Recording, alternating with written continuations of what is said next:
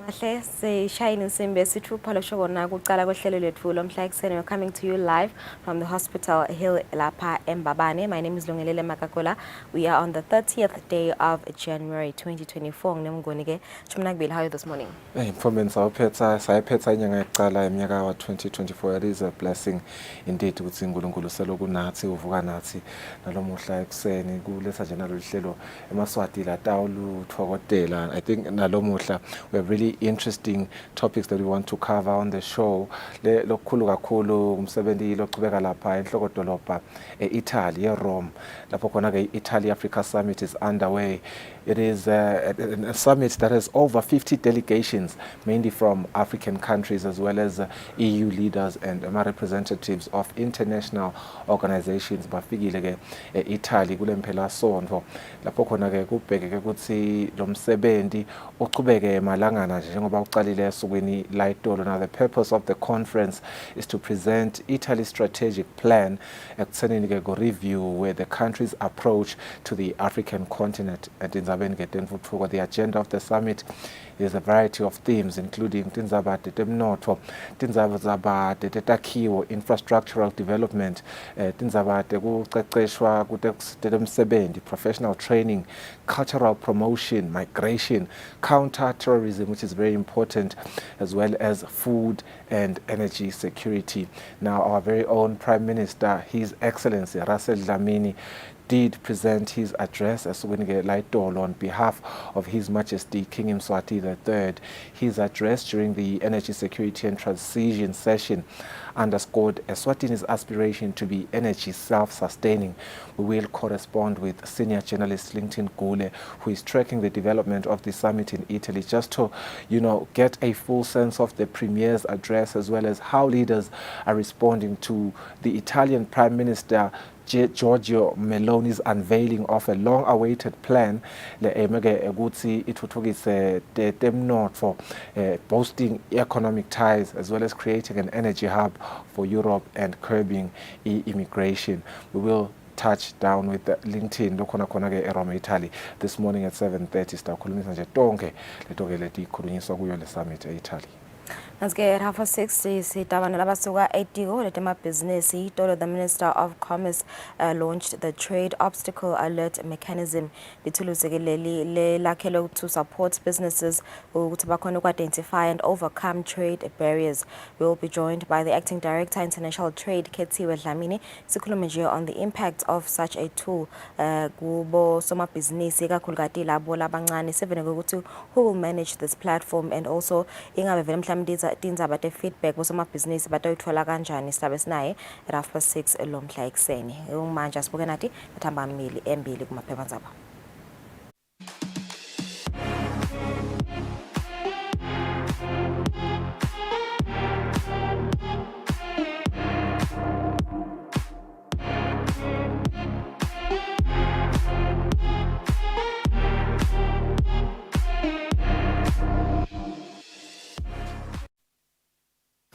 Yeah, asicala sibuke ngethi Times of Eswatini sibuka lethi hamba embili. School still not fixed 2 years after unrest. Minister of Natural Resources and Energy Prince Lonkokela and Minister of Public Service Mabulala Masego bebavakashele etikolo itolo bahlola simo ukuthi ingabe ihamba kanjani. Kuletinye lethamba imbili, Minister Savannah to RSTP and EPTC stop relying on government subventions. ICT Minister has challenged parastatals to market, commercialize their services. She also vowed to scrutinize RSTP budget, and she wants more youth in management positions. Nagosema Botini. Kuletinye thamba imbili, candidates with lowest score picked for Mbabane CEO post. Kuletinye thamba imbili, butchery owner found hanging from tree, and 65 million amalangeni budget for hiring 1,000 permanent teachers. Good Times of Eswatini this Monday morning. The leading story there in Ibuyile Ingonyama Cup last 8. It is fair draw for Bull and Birds. Swallows face NFD side Peaks Peak Rangers, while strugglers Ezulwini United stand in Highlanders Way. It's going to be an interesting one there. Kanzike Cheaper United give wings to Kwake. On another story, where General Manager Sandy Sombangesi has been potential, or rather has seen potential in Babane Swallows defender Kwake Stopatwala. Another story from the Africa Cup of Nations, Cape Verde edge Mauritania. Ngesikogele kube ngu-1-0 lapho khona Cape Verde inqobelo yomdlalo. Kanzina sibuka Eswatini Observer kuleti hamba imbili lomuhla Mbabane CEO recruitment councillors go for third choice and also remove Bongani Dlamini as acting CEO. Kule tinye hamba imbili, that is the Minister of Natural Resources Mfana Kusile lapho bevakashele khona skola la sase St Francis. Kule tinye hamba imbili, woman breaks down in master's probe, and with the health crisis stock levels are now over 80%. Good news. Kutemidlalo Eswatini Observer ibuyile. Big guns avoid each other. They all get home fixtures. Swallows get favorable draw. Dates and venues to be confirmed. Another story. Minister pledges support to football. Among other sporting codes, football won't be left out of Minister of Sports, Culture and Youth Affairs Bongani Nzima's priorities as he executes his duties. Late penalty takes Cape Verde into AFCON quarter-finals. Ngengele dlalo etolo lapho khona iCape Verde inqombile loyo mdlalo loyo. Ngiletho lethamba imbili Eswatini Observer this morning. Asibuka Eswatini Daily News. My headlines: Master of the High Court officers are rude and hostile. Parliament opening is set for February 9th, and the NC suspends former President Jacob Zuma. Buckle up for the epic green battle. Ingonyama Cup defending champions Green Mamba face tough as Tik Nsingizini Hotspurs in the peak of the 2024 Ingonyama Cup quarter-final draw. Both teams wear green and white. It's going to be an epic battle indeed there. Another story, Bongani Ndezi Masangana is late. From the AFCON Cape Verde edge Mauritania. Yeah, it's 8 minutes after 6. Bahlolete market Spain etinzaba teswati.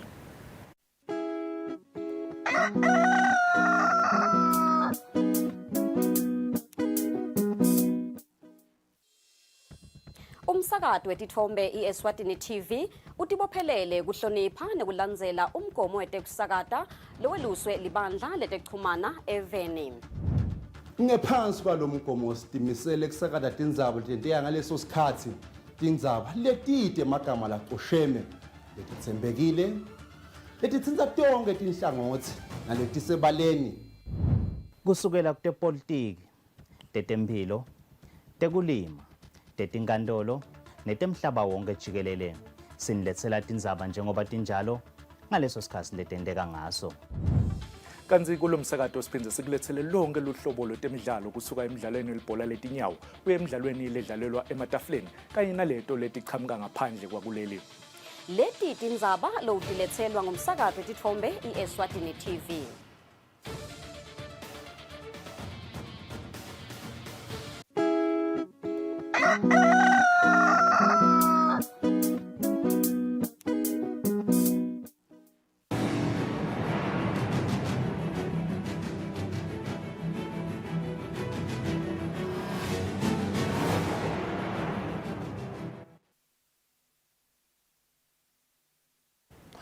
Imfica imizuzu kubumbene insimbi yesithupha lamhla ekuseni uNkhosi ake sibuke nadidi indzaba desiswati. Silo Nkosi Mswati wesithathu sesibusise ilanga lamhlati imfica enyangeni yendlovana kuthi ilanga lekuvula sigaba sekucala sePhalamende yeli-12. Lokhu ke kuvedwe ngumcondzisi wetinkhulumo ePhalamende umhlonishwa Jabulani Mabuza. Emhlanganweni betindzaba ePhalamende yelive ngemsombuluko, umcondzisi wetinkhulumo ePhalamende Jabulani Mabuza esekelwe ngumengameli wendlu yetimphunga imphunga Lindiwe Dlamini kanye namabhalane wePhalamende Benedict Xaba umemetele ukuthi emalungiselelo ekuvulwa kwesigaba sekucala sePhalamende yeli-12 ahamba kahle kanti ingonyama seyibuselanga lamhlati imfica enyangeni letako kuthi lilanga lekuvulwa kwayo iPhalamende. Imbuko yemhlaba seyibusisile ukuthi umhla ka9 enyangeni lesikayisusa ya February kube ngilo lilanga lapho umsebenzi wekuvulwa kwePhalamende uqhubeka khona. Sivete-ke nalokuthi inkulumo-ke yaso silo isikhathi esiningi njengoba sathi sonke njengamaSwati vele kuba ngiyo ipolicy yokuthi sekufanele silive sibuke ukuthi lokho lobe kukhulunywa sekuphumelelisa kanjani ngoba ngaso sonke isikhathi nakakhuluma wekunene kusuke kungiko kunika iguide yesiveni semaswati nakuye uhulumende nakuyo iPhalamende. Utawuqhubeka-ke umsebenzi we-12 Parliament njengoba asashito umengameli 2023 to 2025 bayithe wenwaphakathi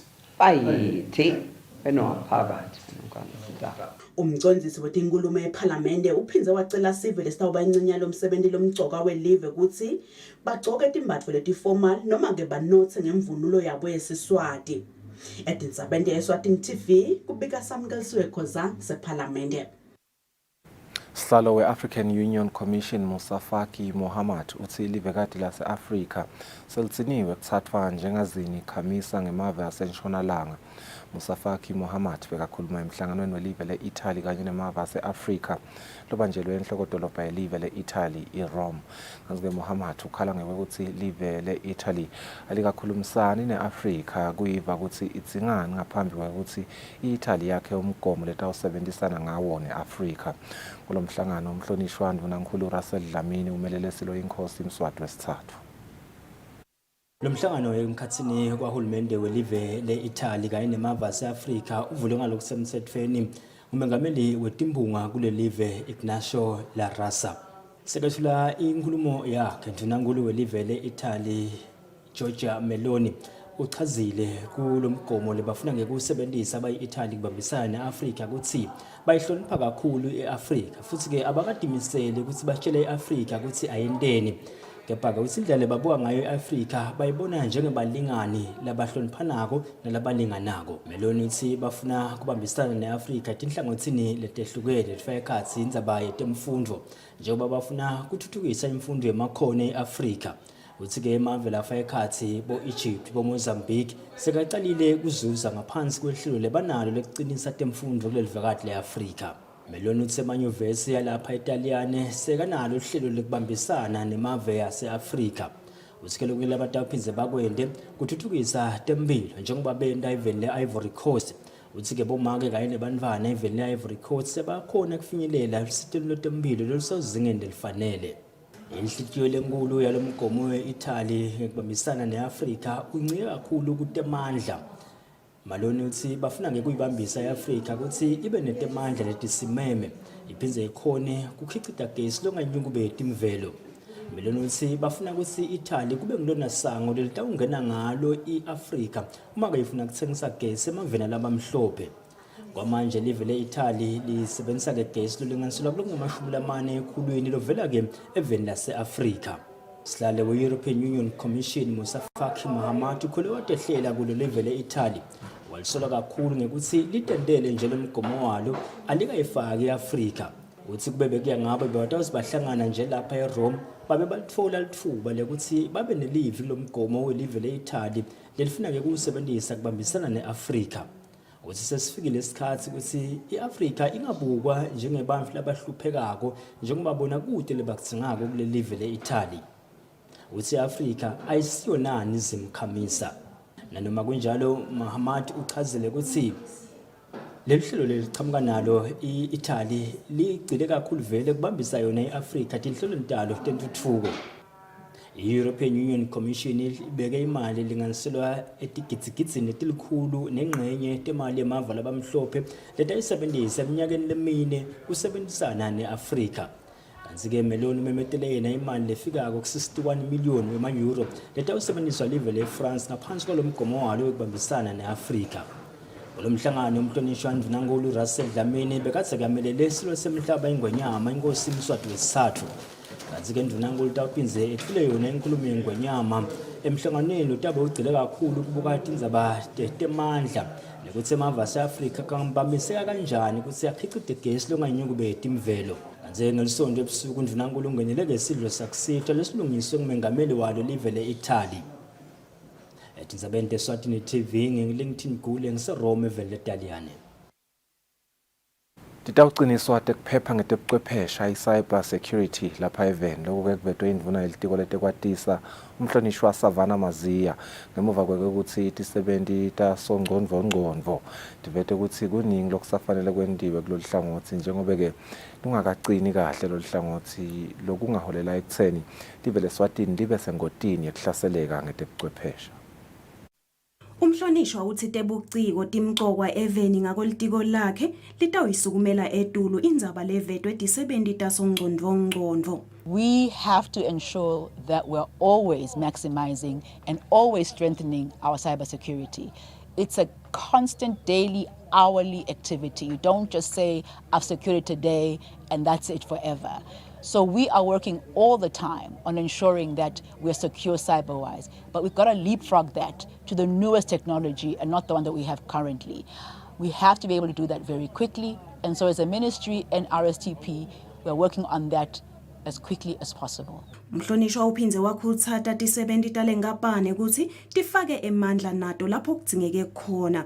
Indvuna ithi siphelile isikhathi sekubuka hulumende nekufuna kwelekelelwa lokuchamuka ngaphandle kwelive kepha lengapana ayisebente ngemali lenayo iyikhulise kwakheke inzuzo. The things that they're doing here, we're absolutely clear that they are very important for the country. But we need to be able to understand what is being done to ensure that whatever products that they are working on are commercialized, so that we get to a point where they're not so dependent on government. We need to be able to ensure that we've got the right team, that we are buying the right equipment at the right prices, so that we can be able to stretch ilangeni lethu ngoba phela we've got government money. We must always be responsible with government money. Indvuna ibese iyethembisa ukuthi imigomo yelitiko itawusetshenzwa khona itewuhambisana neyasongcondvo kute lengapane itewusebenta ubonakale umsebenzi wayo. Endzabeni yekweswelakala kwetintfo tekusebenta indvuna ithi litiko litayisebenta lendzaba. Etindzabeni Eswatini TV kubika Nelisiwe Ndlangamandla ePhocweni. Indvuna yelitiko letemcebo waphansi nemandla umhlonishwa umvane Nkhosile Nkhokhela uthi uhulumende utawuyisebenta indzaba yekwesekela tikolwa endzabeni yagesi nemanti. Indvuna beyikhuluma ngesikhathi ivakashele esikolwa lesincane sase-St Francis ngeMsombuluko. Libandla letindvuna tembuso liholwa ngumhlonishwa umvane Nkhokhela ahamba nendvuna yetisebenti tembuso umhlonishwa Mabulala Maseko nalifika esikolweni lesincane se-St Francis eMbabane kubuka ukuthi lesikolo sisebenta njani titsini futhi tinkinga letikhona titsikabeta temfundo. Thishela nhloko walesikolo Samson Mthupha uvete indzaba yemanti nagesi lathi kuyatidulela tikolwa kungesiso lesi St Francis kuphela njengoba tikolwa tithathwa njengebhizinisi. Indvuna ibese iyethembisa ukuthi uhulumende utayibuketa lendzaba kute tikolwa tingatfali kamedima. Maye kuhle lokhu uyivetele indzaba le. Kuhle kakhulu. Nami sengiyayibheka kulabadzala ecabinet ukuthi kunana indzaba nayo kepha ke ngiyanisola kuthishela ukuthi benithulelene indzaba le kubangaka benithulelene ngoba ngicabanga ukuthi ngase kwenteke kadzeni entoleni ukuthi phela manje ukuthi ke ngoba ngicabanga ukuthi noma kungendiwa gradually kuze kufike lapho kufanele ukuthi kufike khona. Ngakho ke ngicela ukuthi nithi isole line kwekuthi beniye nyocela incwadi ka-education ukuthi vulelwane imali, vulelwane igezi. Ningaceli ukuthi nale rate bekunene ayiseyimane ibe yesikole. Ikhombise ukuthi i-developmental. Kulokunye lesikolo sikhale ngekubade indzawo leyanele kwelula lesikolo kanti indvuna umhlonishwa umvane Nkhokhela ikhutsate bafundzi ukuthi bafundze ngekutimisela njengoba balikusasa lelive laseSwatini. Etindzabeni yeSwatini TV kubika Samkelisiwe Khoza seMbabane. Sihlalo welikomiti letindvuna tembuso lelanikwa umsebenzi wekubuka tinkinga letikhona etiko letempilo umhlonishwa Manqoba Khumalo ithi isimo asisafani esibhedlela, imithi iyangena, lokuyinto lejabulisako. Likomiti belivakashele esibhedlela lesikhulu eMbabane kuyawubuka simo sekubade imithi ekutheni sesinjani. Likomiti letindvuna tembuso lelanikwa umsebenzi wokubuka tinkinga letikhona itiko letempilo livakashele esibhedlela lesikhulu saseMbabane lapho lichazelwe ukuthi imithi iyangena etibhedlela nesimo kasisafani. Sihlalo waleli komiti umhlonishwa wamanqoba Khumalo uthe umsebenzi usachubeka ukuqinisekisa kuba khona kwemithi etibhedlela takuleli. Asisho ke bekunene ukuthi kusengakabi sezingeni lapha sifise ukuthi kube khona kepha lesifuna ukukunika lokugcina esiveni ukuthi itiko laka-health lisebenzile ngendlela mangasanako ukuthi le situation seyi-improve. Nala esibhedlela eMbabane nje lapha sivukele khona sesikubonile ukuthi sevele sekungcono. Lamuhla-ke sitobuka lokuthi vele lama-drugs ekagcala ukufika la etibhedlela, le physical security-ke la etibhedlela sesi-improve njani ukuthi angathi asafikile bese ukhanda ukuthi sekaphinze asayalahleka. Kanti phela litiko selisebenzile kakhulu lokuthi afike siceleke nebembutho wembube ukuthi babe nathi lokusibukisa lokuthi bona ngekubuka kwabo sinenta njani ukuthi lama-drugs angalahleki. Indvuna yetempilo umhlonishwa wamduduzi Mathebula yona-ke yithe imithi itawufika etibhedlela tonke, icela nje kubeketelwe. Nale kubolibulini nakubosithobela kutawugcina kufikile. Bona ngeke kufike konke, lo mgodi bomkhulu kakhulu, but nje aya-improve kancane kancane. Siyethemba-ke ukuthi lokhu kuqala boFebruary naboMarch, the normal orders nawo ayaqala ayefika. Sitawu-improve kakhulu ama-stock levels kuwo onke ama-facilities ethu. Kungaba kucela nje ukuthi size sisibeketelele sisazama kulungisa. Leli komiti ke lichazelwe ukuthi letinye tigulane bese vele tithi setiyawayekela emaphilisi nemijovo, kodwa ke simo kasisafani, bakhonile ukuthi basibhedlela babakhulumise njengoba imijovo lefaka ekhathi leyo ye-insulin seyikhona. Etinzabeni kubeka Giyane Emsibing sesibhedlela lesikhulu eMbabane. Indvuna yelitiko letemcebo waphansi nemandla umhlonishwa umvane Nkosi lonkhokhela uthulumende utimisele kubambisana netikolo naletinye tinhlangothi kuqinisekisa ukuthi tonke tikolwa eveni tiba nawo emathulusi ekufundza. Indvuna beyikhuluma ngesikhathi ivakashele isikolo lesiphakeme sase St Francis eMbabane. Libandla letindvuna tembuso leliholwa indvuna yetemcebo waphansi nemandla umhlonishwa umvane Nkosi lonkhokhela nendvuna yelitiko letisebenti tembuso umhlonishwa Mabulala Maseko ngemsomluko ekuseni liphindze lavakashela isikolo lesiphakeme sase St Francis eMbabane lapho thishela nhloko walesikolo Sisana Similane etfule khona letinye tinkinga letibhekene nalesikolo. As we speak, we do not have a fully functional AS laboratory kanti siyayidinga lokuthi vele ibe kahle kakhulu ukuze ukuthi labantwana bethu batomfundza kahle AS. Indvuna umvane Nkosi lonkhokhela ithi uhulumende uyabubona bomcoka bemathulusi lafanele kufundza kude imfundo yelive ibe ngile Kusile. Sibonga umsebenzi wokutishela lomuhle lapha eSt Francis. The brand that has been created by the teachers in this school for so many years, it is extremely impressive.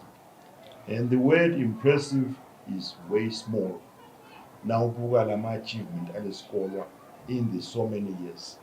Indzaba equipment iparamount vele tishela nje ukusho nathi sesiyawubika labadzala ukuthi nikhala ngema-infrastructure, nikhala ngalo, in particular lama instruments ekusebenta, ema-computers naloko. Indvuna-ke iphindze yethembisa ukuthi kusehlelweni lakhe uhulumende kwesekela tikolwa ngendlela lefanele kude wonke umfana weLswati atfole imfundo lekhonsako nalesezingeni lelisetulu. Etindzabeni yeSwatini TV kubika Samkelsiwe Khoza seMbabane. Libandla letindvuna tembuso lelichubeka nekuvakashela tikolwa kubuka simo etikolweni lithi tinkinga letibhekene netikolwa titawulungiswa. Indvuna yetemcebo waphansi nemandla umhlonishwa umvane Nkosi lonkhokhela nendvuna yetisebenti tembuso umhlonishwa Mabulala Maseko bavakashele isikolo lesincane sase Mata Dolorosa ngemsombuluko balalela tinkinga letibhekene nalesikolo. Akhuluma ngesikhathi induna tembuso lekuyinduna etemcebo waphansi namandla umhlonishwa umntwana Kusile Nkhokhela nenduna 87 tembuso umhlonishwa Mabulala Maseko bavakashele esikole lesincane seMeta Dolorosa eMbabane. Umphathi walesikole Thabo Nkambule ubachazele ngetinkinga letikhona kufaka ekhatsi ukuthi banebafundi labayinkulungwane nabane 1004. Sidzinga bothishela lesibadzingako nje ideally siyashoda bothishela bang-8 la kulesikole ukuze sitokhuluma ukuthi mbamba sikhuluma nge-quality education, sibuka le-enrollment against the teacher. Induna yetemcebo waphansi ke ithe titawusebentwa tinkinga letikhona. Lesikuvile sesiyakuteka kulabanye le ecabinet ukuthi kukhala nganako nanganako, ukhala ngekudla, ukhala ngema-computers, ukhala ngema-subjects asengetindzawo lesekude. Tinduna-ke tibese tivusela bona-ke bafundzi tabakhutsata ngemfundo. Bonke laba mntwana nkosi babuya emakhaya babuya kubatali live lakusasa leligwala kwalo. Sitawubuya kusasa sitokhuluma nabothishela nangisho kusasa ngisho umhlala emini sitawukhulumisana bekunene sicela lihloniphe bothishela, nihloniphe batali emakhaya, nihloniphe nine nodwana. Nabo-ke bafundzi bathokodile kubona tinduna tembuso. Lesikolo-ke kuselihlelweni lwaso kutsi sithuthuke kwakhiwe takhiwo letinsha. Endzabeni ngemgiyane Msibi ngisesikoleni saseMeta Dolorosa eMbabane. Induna temcebo waphansi nemandla umhlonishwa umntwana Kusile Nkhokhela ithi takhiwo tesikole lesincane sasemqolo eMbabane letashiswa ngesikhathi se-unrest titawakhiwa. Induna-ke yetemcebo waphansi beyihamba nenduna 87 tembuso umhlonishwa Mabulala Maseko bavakashele sona lesikolo ngemsombuluko. Isikole lesincane sasemqolo eMbabane sashiswa nakunemsindo lapha eveni ngeminyaka onga-2021.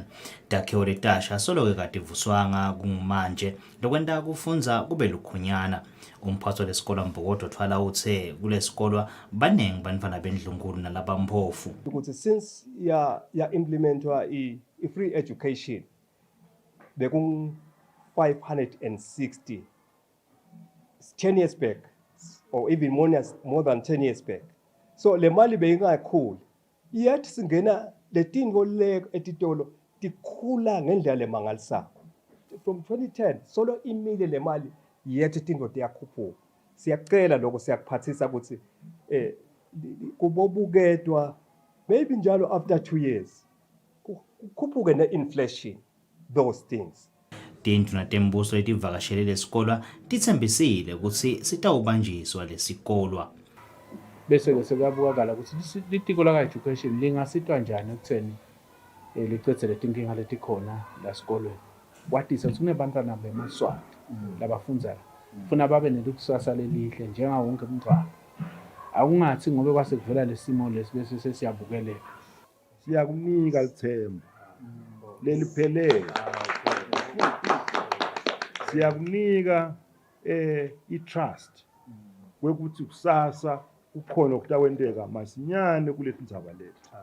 Kangakulokunye ketishela lomkhulu uthe kunebafunzi labaphiwe kutemakhono wathi imfundo yemakhono ayiciniso etikolweni. Endzabeni kubeka Giyani Msibi ngiseMbabane.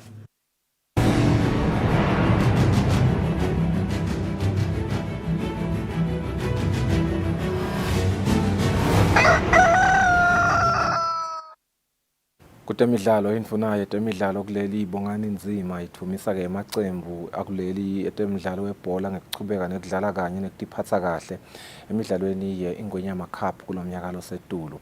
Nzima bekakhuluma nakutfonswa emacembu lasiphohlongo latodlala sigaba sema-quarter finals alenzebe. Onke emacembu kuyo ibhola nemasiko ukuthi achubeke akhe sithombe lesihle asacudzelana etinkundleni. Maswati katiwa nekhulu ngenhlonipho nekuthi sibonge lokuthi le nhlonipho lesiyibonako lemidlalweni ngiyo letawusakhela sithombe lesihle ngale bhola. Sicela kuchubeke kakhulu asewukhutsata umsindo lesikubonile nje kusehambe kahle kwaba kuhle impela siyabonga. Sisive semaswati satiwa ngenhlonipho nekuthi thoba. Siyanxusa ukuthi lokhu asichubeke sikuvete kuze ukuthi bachazi labafana nabo MVA baqhubeke basisekele live lithuthuke. Nasekadvunisana lamacembu labavikela lendzabe iGreen Mamba idvunisana neNsingizi North Spurs, imbabana Highlanders idvunisana neZulu United, Young Buffaloes idvunisana neMadlenya, bese kuthi imbabana Swallows yona idvunisana nePicks Peak Rangers. Lamacembu lasiphohlongo abesathola emajezi ekudlala labuya kuyo bakaSincephetelo Fund. Kanti lemidlalo itazidlala kulempela somvo emhla ka-10 ngenyanga letako njengoba kulempela somvo letako kutobe kuqhubeka imidlalo ye-M10 Premier League. Lobikela umsakathi Eswatini TV kutemidlalo ngilinda Dlamini eMbabane. Dingako tindzaba teSwati lo mhla ekseni sitabuka simuselitulo sibahlala emarket sitabuya sichubeke nehlelo.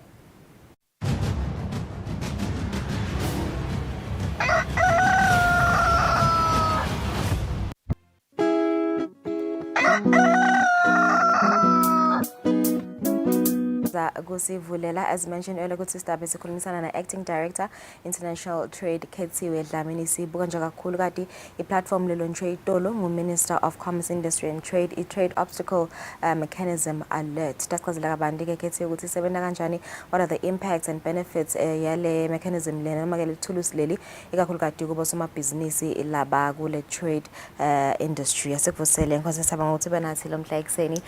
It's a beautiful platform lena lelonjiwe itolo, and I think it will help abosomabhizinisi ukuthi bavete mhlambe ama-concerns abo nema-suggestions mhlambe la bese ayavela ikakhulukazi nama-challenges lababhekana nawo as basa-trader impahla yabo. Kuma kusichazela nje kusinikela sithombe ukuthi iyini le platform lena itabasita kanjani vele? So i-trade obstacle alert mechanism lithulusi lesisitwe ngu-ITC kulakha. Leli thulusi lisita abosomabhizinisi uyati usomabhizinisi akavami ukuthi asinakahambisa into dakhe tihambe melula. Lokho kwabonakala mhlaba wonke nje ukuthi bosomabhizinisi imali lenengi bayicitha bazama ukucatulula inkinga labahlangana nato nabahambisa impahla tabo. So kwase kuyabonakala ukuthi babosomabhizinisi abangabi nenkinga naye ukuthi sebatawucatululelwa ngibani letinkinga tabo labahlangana nato. So asithole lelithulusi ukuthi babe nale information lebatawuniketwa yona nangabe somabhizinisi anenkinga nakahambisa impahla yakhe akhone kungena kulelithulusi leli afake lenkinga yakhe ayisho ukuthi iyini bese seyiconza kulona lekufuneka ukuthi amsite kuyo ayicatulule kuze akhone ukuchubekisa impahla takhe. Lisebenza kanjalo ithulusi. Sisitweke njengoba ngisho ukuthi sisitwe nge-ITC lobuke kakhulu bosomabhizinisi labancane ukuthi bakhone kuba competitive nangingasho ngelesilungu bakhona kuba competitive emhlabeni. So ubona kumcoka lo ukuthi nabo babe involved ekuthenini bakhona kusebenzisa leli thulusi. Ingabe nje kuze kwakhiwe le thulusi leli kube khona vele mhlambe ikhalo letiningi lebesedingena mhlambe ministry nakulamanye mhlambe ubo stakeholders nizinakhe nje leli thulusi benabo usomabhizinisi itolo kube ngidiphi vele ikhalo labativetile kakhulu. What are barriers mhlambe labahlangabetana nato? Kwecala nje lengingakusho ukuthi somabhizinisi ukhanza ukuthi usuka enhlangano engcenye iligede lebekangalisebenzisa ngileli lasenhlangano alisebenzise kumbe ayakubomakhelwana kumixani bahla takhe ukhanze kuthi ube bathi ushaya incingo engcenye akakhona ukuthola longamsita agcina agibele ateke embabane atofuna isito nakhona nakafika embabane utawucabanga nje ukuthi ngabe ngingashona ngakuphi.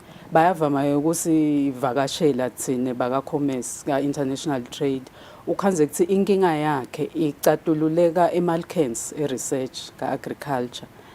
Sekulukhuni-ke ukuthi somabhizinisi sekanyuka emalagwane sowuphinze uyoshona eMalkens ukuthi inkinga yakhe icatululeke. So leli thulusi-ke lekusita lapho ukuthi akathale enhlangano angene ecingweni lakhe angene afake inkinga yakhe asimele simlungiselele inkinga yakhe bese uyachubeka netimpahla takhe.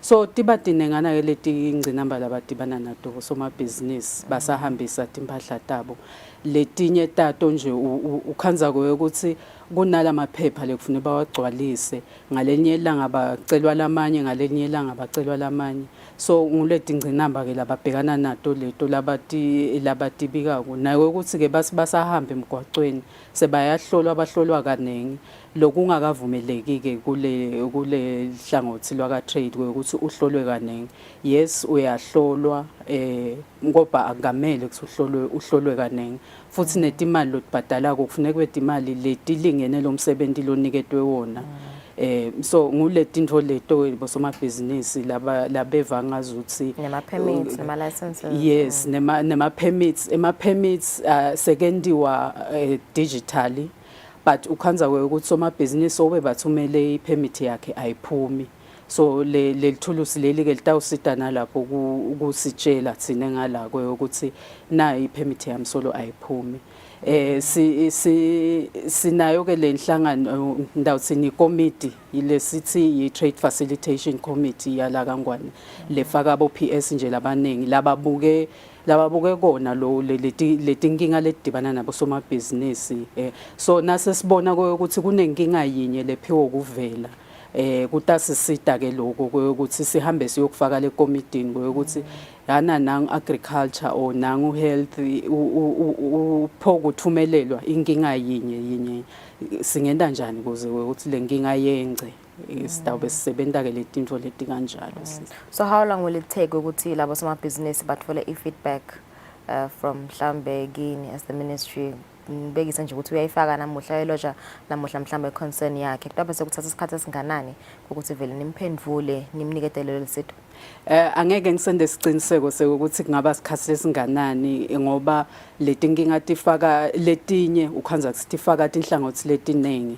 ngoba egedeni nje njengoba wadi kunabo customs bo home affairs kunabo health bo agriculture baningi lalaba segedeni so nangabe inkinga ifaka abamfu labaningi vele itawuvama kuthatha kumbe malanga latsite kodwa nje sitawethembisa bosomabhizinisi ukuthi itawube singakahlali singayibukeleli lenkinga yakhe utawukhona nekuyi-tracker inayo le function yekuyi-tracker ukuthi engabe inkinga yami isalungiseka yini nangabe kudzingeka kuthithine siphindze sibude ukuthi ugcwalisile yini sikhone kungena kule system simbude abone vele ukuthi siyayisebenta lenkinga yakhe lokusho ukuthi kuyafanana ngisho ngoba mhlambe lesikhalo sifaka lelinye live because lamanye ama traders vele exported to other countries lokusho ukuthi vele it will take more time kancane because insathi ngakukhulumisana okay vele ke nase kufaka lelinye live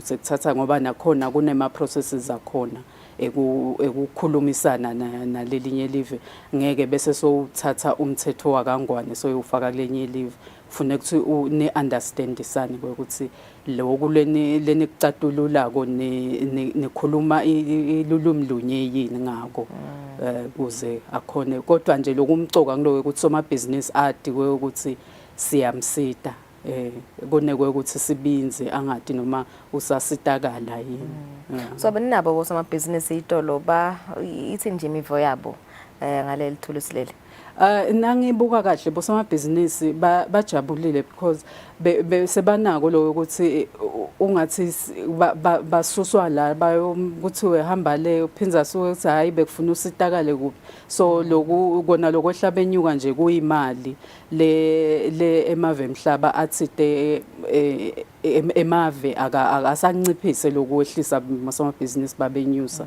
ngoba kubita imali kwakona so ibusiness ayindlondlobali nangabe somabhizinisi angasayiboni nakahle le mali ngoba ulitshala kwetha petrol noma so ugibela ibhasi uyofuna isito lapha nalapha so akukalungi ebusinessini lo so sizama lokuthi live lithuthuke ngokuthi bosomabhizinisi ibe incane kakhulu le mali laba yimosha basazama kuthengisa abathole inzuzo leningi ekuthengiseni kwabo yeah so ikanjani le platform is it an app noma mhlambe bangena ku website bangena ku link thide is it accessible yini now sevele secaleni niyasebenza nyalo kwanyalo isesengasiko accessible ngoba lama agencies la le marketeni kusafuneka ukuthi sikhulumisane kabandi nawo wona sekayadi ngayo futhi ke asatawukhona kungena wona kuyo kufuneka ukuthi icale laba labatawu bebaphendvula lemibuto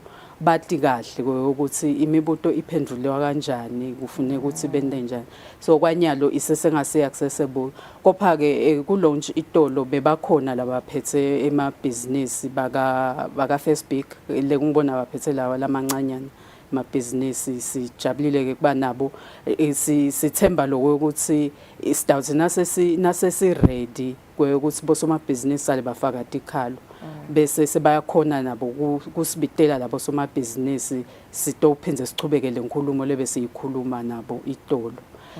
Futhi ke sinayo ibusiness Eswatini kuleli bandla la ka trade facilitation so siyakhona ke ukukhulumisana nabo ngoba linabo laba ku private sector le bandla ka trade facilitation so siyakhona ukuthi nakune information lesifuna abayinike bosomabhizinisi bayakhona ukubanikeza so siyathemba nje sibosomabhizinisi very soon batabe bakhona daba ku app ecingweni yes daba ne app phinze kube yi website phinze kube yi website so nithatha trainer laba tawo wenda lama responses so it will not be automated responses to the actual people itabe ifakwa ngumfu afaka imphendvulo ngeke kube automated. Okay, so ingabe vele mhlambe what impacts laba khona ama benefits to bosomabhizinisi lokuthi vele kube khona nama concerns labafaka ama suggestions mhlambe nama imibuto labafise kuyibuto kutoba sita kanganani nje kule trading industry. So ngathi ntivumelana lesidisayinako silive leti hambetelana netekuthengiselana ukuthi kubeke ebaleni ngidawuthi ngama principles iprinciple lenkulu lebekwe ebaleni i-transparency kweyokuthi kufuneka kwateke kweyokuthi na uhambisa tinto uti hambisa kanjani kungabi into lefihlekile so somabhizinisi ayiletha lenkinga yakhe lekhona aphendvuleka so tawati ke nangakusasa kweyokuthi okay lapha kumbe encenye liphutha belendiwe ngithi noma belendiwe nguye kodwa so tawati ngakusasa ukuthi kufune kwendekeni kuze kuhambeke kahle so thine ezibamfu labasita labo somabhizinisi sizama lokuthi kube sebaleni konke ukuthi kuze umikise ini kuphi kufune wendeni kungabi lwati lolifihlekile lolo so ngiloko lele sikuzamako so bosomabhizinisi lokho kubanika nalokusethemba ukuthi cha lokwendekako vele ngilekufune kwendeke ngoba somabhizinisi usenekumcocela lomunye ukuthi benginenkinga letside bangisita kanjena so nalo lomunye asitakale naye ngaleyo ndlela seka angakhona newe ukuthi nangabe atawuphatheka ngalokwehlukile kwalolo munye akhona ukuthi ngeke phela lomunye wendeke kanje anti nakule system nakhona batawukhona lokubona letinkinga bakhona ukubona ukuthi ticatululeka kanjani tinkinga so konke kutawubase baleni kuyabasita ke bosomabhizinisi kungabe naseku in a case lapho khona mhlambe seyinkinga lesephek phinza ayikhona icatululeka ingabe nebuke ukuthi bese kuba ngisiphi step lensithathako lapho kuzama ukuthi velele somabhizinisi agcina asitakela kuloko ngeke ngachaza ukuthi kunale committee labo PS bematiko lahlukahlukene le city Eswatini National Trade Facilitation Committee ngulapho sibuka khona tingcinamba labadibana nato bosomabhizinisi sitibuka nje tonke lesetifaka ke nalamanye emave vele kakhulu so siye sithanze lokuthi bosomabhizinisi nangabe kunetinkinga leti khona labanato leti phinzeka kanengi siye evavele ngato bese setiyabuya ikomiti iyadilungisa leto ke setifaka ke live ke ukhanze sekubuyiswa ke nalabanye labangaphatheka kule nkinga ikulungisa nangabe kufuneka kulungiswa umthetho lotsite vele bese uyaqala ke kulungiswa umthetho noma ipolicy noma yini lokho nje lekufuneka kulungiswe egcineni kwawo konke kufuneka somabhizinisi asitakala ngiloko lokumcoka ke bengibuka lana i-trade le platform ya Evenya Seychelles nayisukunyiswa bavetela ukuthi all resolutions will be made public via the platform ngabe will it be the same case in la Eswatini yes sethemba kanjalo ngiloko lesikufunako vele ukuthi kube public ukuze namuhla kungadobuta lomunye abute same thing lebutwe Avele ikhanze lapha le atovela response, le khanze lapha. concern. So nje lengingakusho ukuthi bosomabhizinisi sebakhuthatha kakhulu ukuthi ungathi bangazama lokufunda ngiyati ke kuthiwe eMaswati akavane kufunza kepha nje sebakhuthatha ukuthi bazame lokufunda kakhulu kulama fields labakuwo ukuthi lona wena uhambisa inyama nabo uhambisa inyama funza ngokuthi yini ledzingekako ukuze inyama yakho ifikelela la uyihambisa iyakhona so siyakhuthatha lokusibafunze batokhona nalokufunza ukuthi lomunye ube nenkinga iyacatululeka kanjani naye asebenzise leyo ndlela. Okay. So nangiloja le concern yami noma mhlambe complaint yami ngiphocelelekile ukuthi ngigcwalise onke ama details ami noma ngakhona nje kubhala as anonymous. Yes, uyakhona ukuthi ungateki ukuthi ungubani siyakuvumela lokho. Kepha ke kucela nje eSeven seMaswati ukuthi singabe sesikhuluma letinye tindzaba letingahambelana naleti ekuthengiselana noma sesisebenzisa ulwimi lolubi.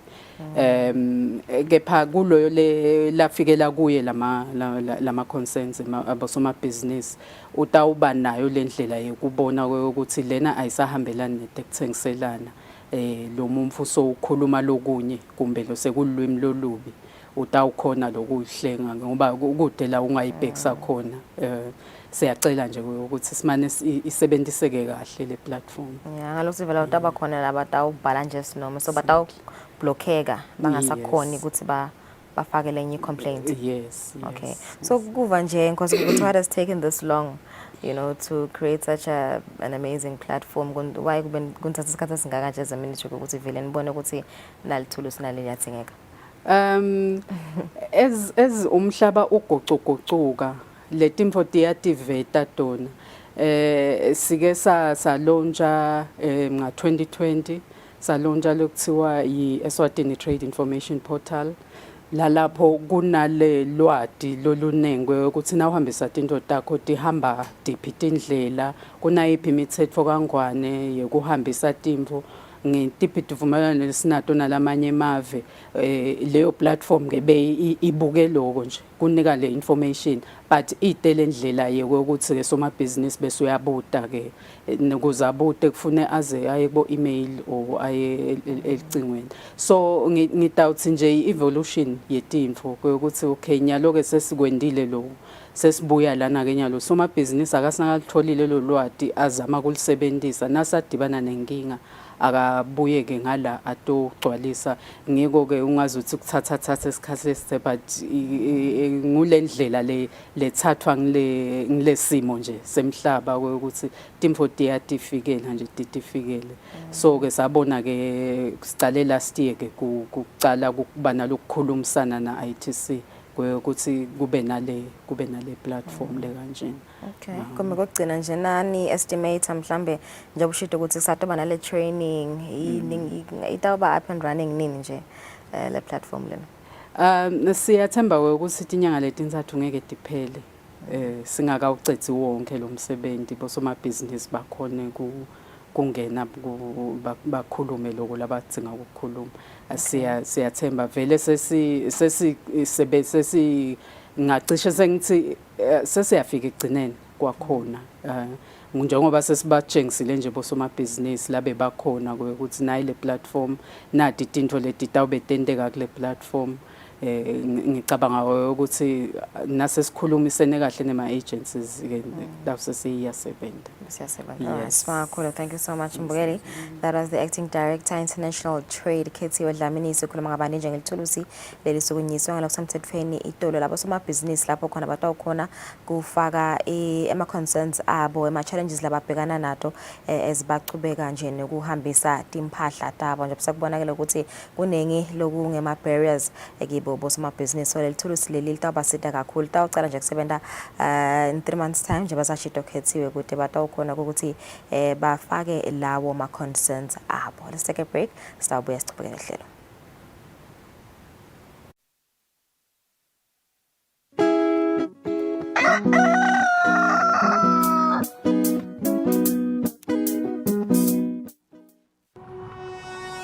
When you choose your adventures, you do so with an open heart and a desire for the unexpected.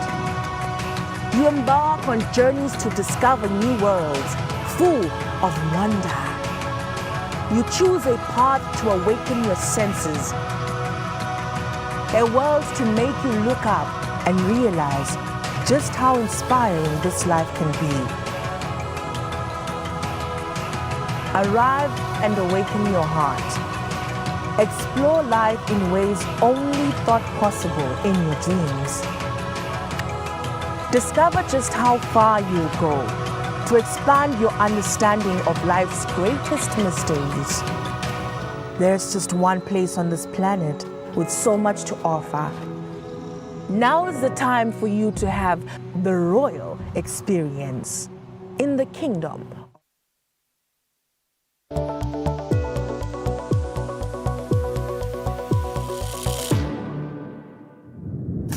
You may have heard about contaminated syrup harming children and even causing death in some cases. There have been reports about falsified diabetes and weight loss treatments. We're going to talk about substandard and falsified medical products today. How can you protect yourself, and how does WHO keep you safe from these products? Here to talk about it is Pernette Bourdillon-Esteve. Welcome, Pernette. Pernette, talk to us about falsified and substandard medical products. What do we mean by these terms? Thank you, Vismita. So a substandard product is one that has basically lost its attributes of quality, perhaps through degradation. It's become out of specification. A falsified product is one that deliberately misrepresents its composition, identity, or source. There is an intent to deceive. And both substandard and falsified medical products may contain the wrong active ingredients. They might have been manufactured in unsanitary conditions. They will most likely not treat you for the condition for which they were intended. And sometimes they can even be toxic, as in the case of the contaminated syrups that you've just mentioned. Both substandard and falsified medical products harm patients, and there's a wide range of socioeconomic and public health impact attached to these. So Pernette, explain to us, how are these medical products allowed to exist and circulate, and how do they actually reach people, and how can people protect themselves? So they're not supposed to be allowed to exist. Falsified medical products are by definition very difficult to detect. They can be almost similar or identical to the original or the genuine product. And a substandard product often requires laboratory analysis to be identified as such. There are three major forces that drive the existence of substandard and falsified medical products. The first is constrained access. This means, is the product available? For example, a shortage. Of acceptability. Can you accept this product? And affordability. Can you afford to pay for it? The other driving forces are technical capacity. Is there the capacity to detect the product? So you're talking about capacity of a country. This is about being able to do the laboratory testing to identify these products. And once you have identified it, you have got to be able to report it, to share the information. And that requires quite a lot of technical capacity. And the third major driving force is poor governance. This includes corruption, unethical practices, and weak administrative structures. So you don't need all three driving forces to converge for substandard and falsified medical products to exist. A single one is enough, but populations where these forces converge are the most vulnerable. So how can we all protect ourselves? Well, people need to have access to safe and quality medical products. And that's why WHO works closely with national regulatory authorities, those very institutions who are the best place to safeguard the public from these substandard and falsified medical products. So Pernette, once WHO receives an alert about a falsified or substandard medicine or medical product, what happens next? So as soon as we receive a report in the WHO Global Surveillance and Monitoring System, the first thing that we do is to validate the information. Then we identify and assess the risks, and that allows us to determine what are the immediate actions that are needed to protect public health. We work with a wide network of public authorities and experts to understand the nature and the scope of the danger. We'll provide technical assistance to countries who are dealing with the incident, and when necessary, we'll communicate about the risk, for example, with the WHO Global Medical Product Alerts that you have seen. This is really a very global issue.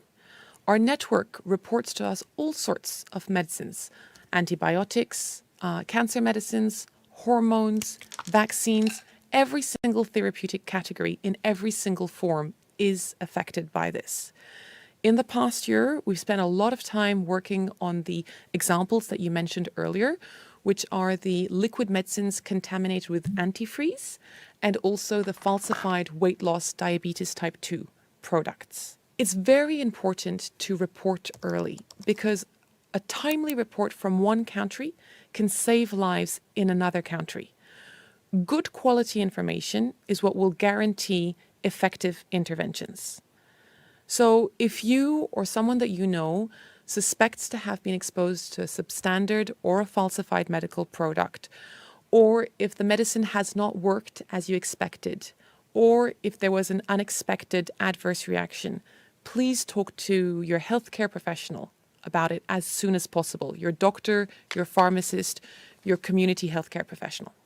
We all have a role to play when it comes to preventing, detecting and responding to substandard and falsified medical products. Thank you, Pernette. That was Science in 5 today. Until next time, then, stay safe, stay healthy, and stick with science.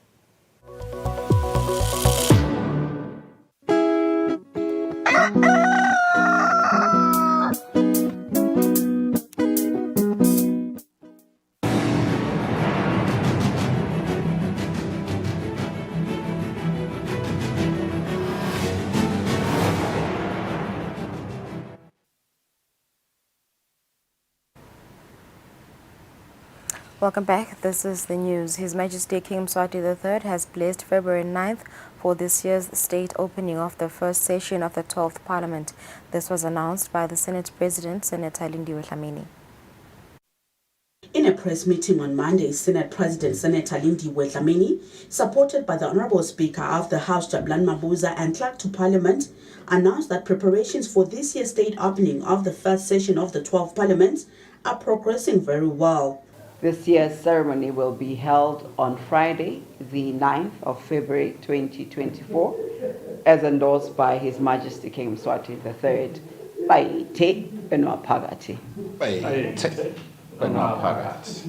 This year's speech from the throne will be very significant in that it does not only mark the resumption of Parliament business and policy direction, but is also His Majesty's first speech for the first session of the 12th Parliament from 2023 to 2028. That marks our 12th Parliament. The Senate President also said guests are required to either be dressed in their formal Western attire or their formal imvunulo. Reporting for Eswatini TV News, I'm Samkal Suekoza, Parliament. The 2024 Italy Summit was officially opened by the President of Senate in Italy. The President then asked the Prime Minister Giorgia Meloni to unpack the material plan for Africa. Giorgia Meloni says Italy looks at Africa as a very important partner and the plan is based on mutual respect and cooperation. Meloni says as Italy and the entire European Union, they want to partner with Africa in areas like health, like they are doing in Ivory Coast, where thousands of women and children have access to health care services. She says they want to ensure that they invest in food security. Countries like Mozambique, Congo, Egypt, and Ethiopia have started benefiting. Meloni says they also want to partner with Africa in educating and strengthening technical vocational education in Africa. The heart of the Italian plan is energy. Currently, Italy consumes 40% of energy from African producers. The plan is to make Italy Africa's gateway to European energy markets. Speaking on behalf of the African Union, the Commission chairperson Musa Faki Mohata was not pleased with Italy for not consulting Africa before drafting the African strategy. Mohammed says it would have been proper for African countries to gather in Rome, having had an input input into the PLN to the plan. Nonetheless, the AU Commission chairperson says the plan speaks to Africa's development agenda that needs funding. He says Africa should be supported to eliminate terrorism that hinders development. Mohammed says climate change has really hit Africa hard. African countries should have access to funding to mitigate the impacts of climate change. Mohammed informed the summit that Africa has declared the year 2024 as the year of education, hence the need to invest more in education and technology. The European Union has prepared 150 billion euros for Africa, and today Meloni's plan will see Italy using 61 million euros annually to fund projects in Africa. The summit was attended by over 20 African heads of state and government, including the Prime Minister, His Excellency Russell Dlamini, who was representing His Majesty King Mswati III. On Sunday evening, the Italian president had a welcoming dinner for the heads of state, and the Prime Minister was in attendance.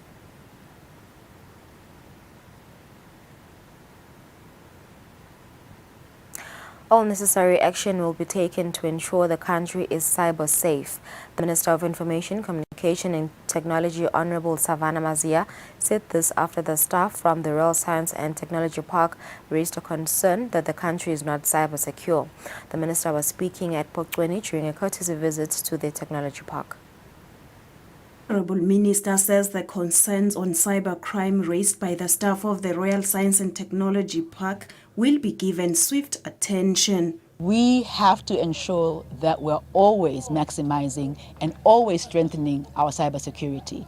It's a constant daily, hourly activity. You don't just say, I've secured it today and that's it forever. So we are working all the time on ensuring that we're secure cyber-wise, but we've got to leapfrog that to the newest technology and not the one that we have currently. We have to be able to do that very quickly, and so as a ministry and RSTP, we're working on that as quickly as possible. The Honourable Minister further gave strong advice to the staff, stating that no one will save the technology park, but change has to come from within. So the things that they're doing here, we're absolutely clear that they are very important for the country. But we need to be able to understand what is being done to ensure that whatever products that they are working on are commercialized, so that we get to a point where they're not so dependent on government. We need to be able to ensure that we've got the right team, that we are buying the right equipment at the right prices, so that we can be able to stretch the langeni late. We've got government money. We must always be responsible with government money. The Honourable Minister has promised to ensure that the ministry's laws are aligned so that it makes it easier for the Royal Science and Technology Park to work effectively. She further promised to avail working resources. For Eswatini TV News, Nelson Dlangamandla, Eswatini. The Honourable Minister of Natural Resources and Energy, Prince Lonkwakela, says government will attend to the costly electricity and water tariffs faced by schools as they are classified as a business. The minister was speaking during his visit to St. Francis Primary School on Monday.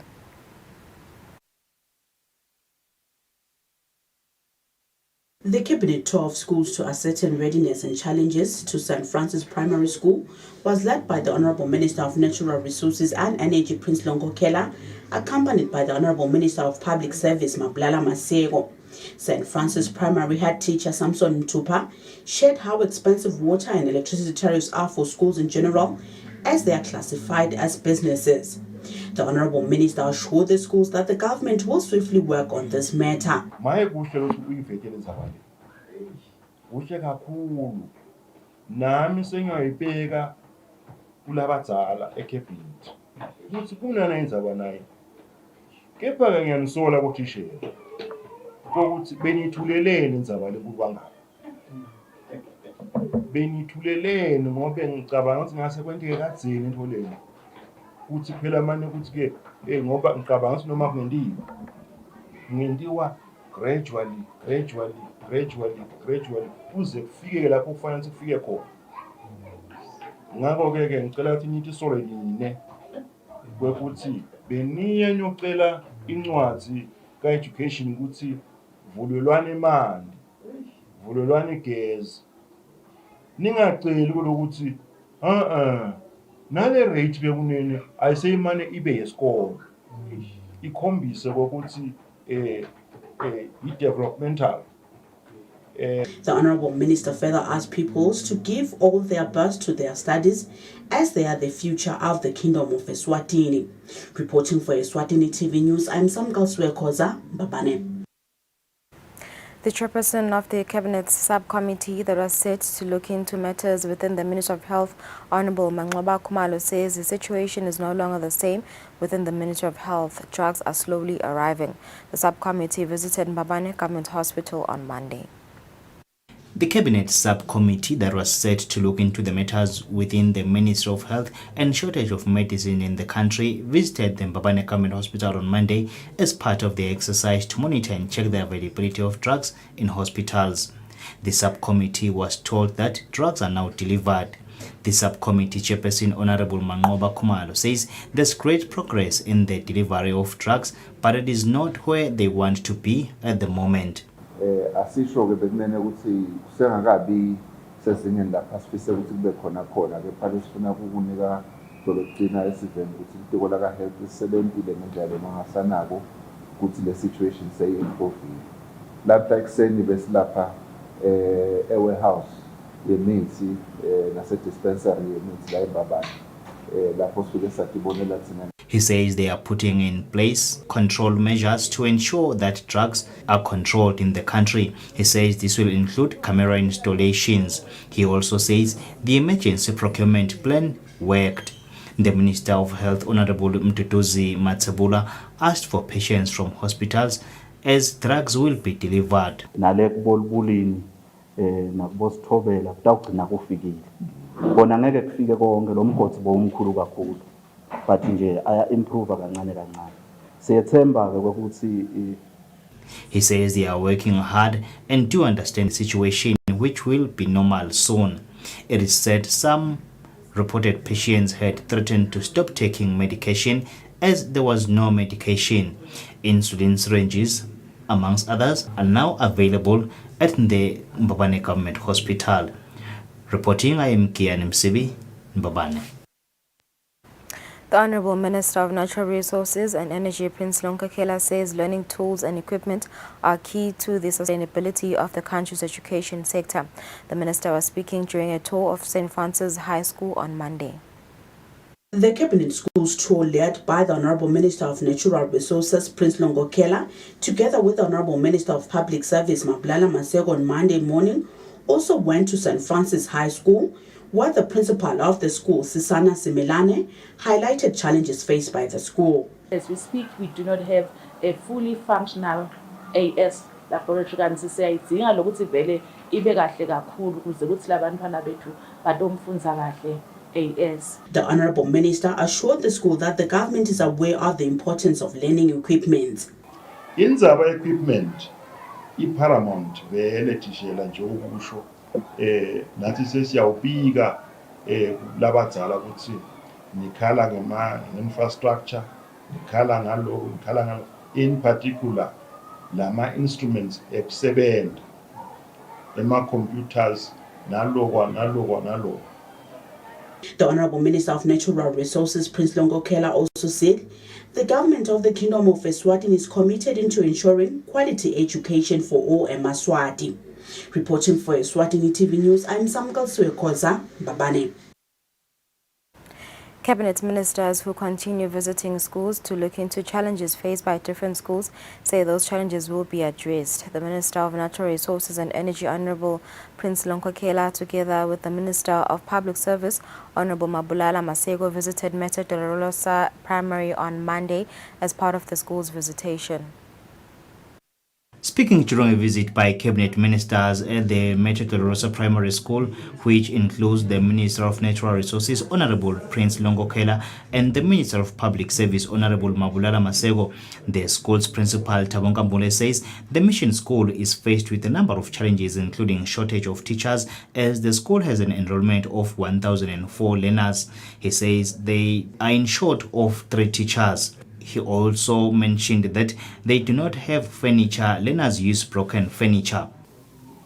sidzinga bothishela lesibadzingako nje ideally siyashoda bothishela bangu-8 la kule sikole ukuze sitokhuluma ukuthi mbamba sikhuluma nge-quality education, sibuka le-enrollment against the teacher.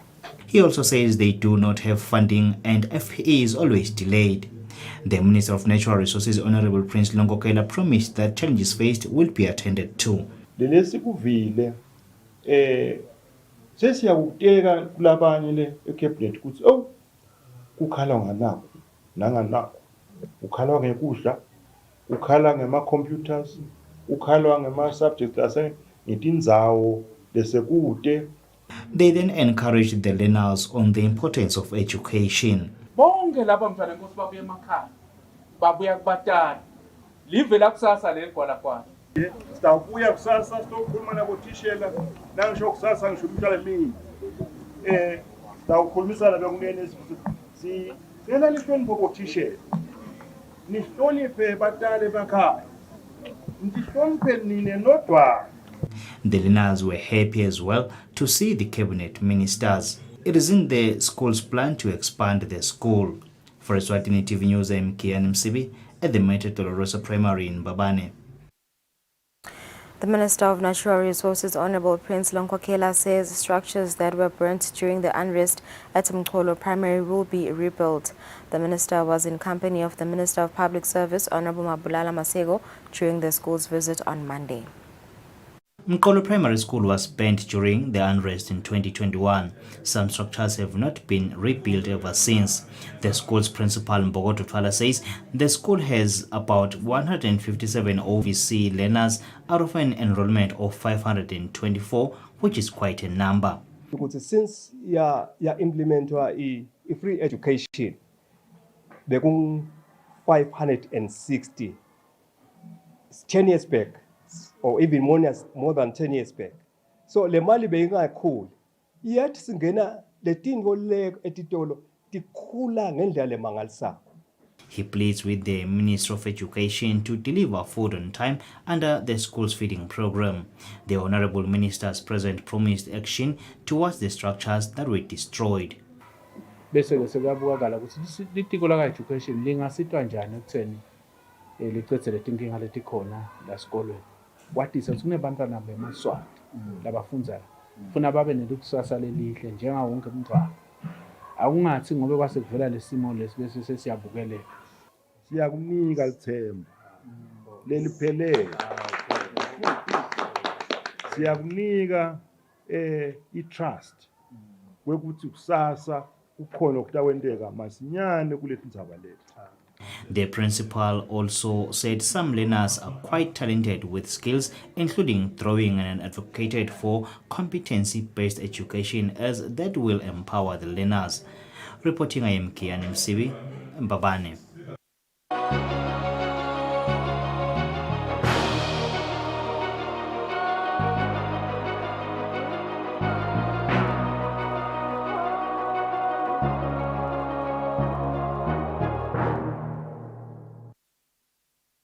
News, the White House on Monday vowed a very consequential response to a drone attack on a base in Jordan that killed 3 American troops, with President Joe Biden blaming Iran-backed militants.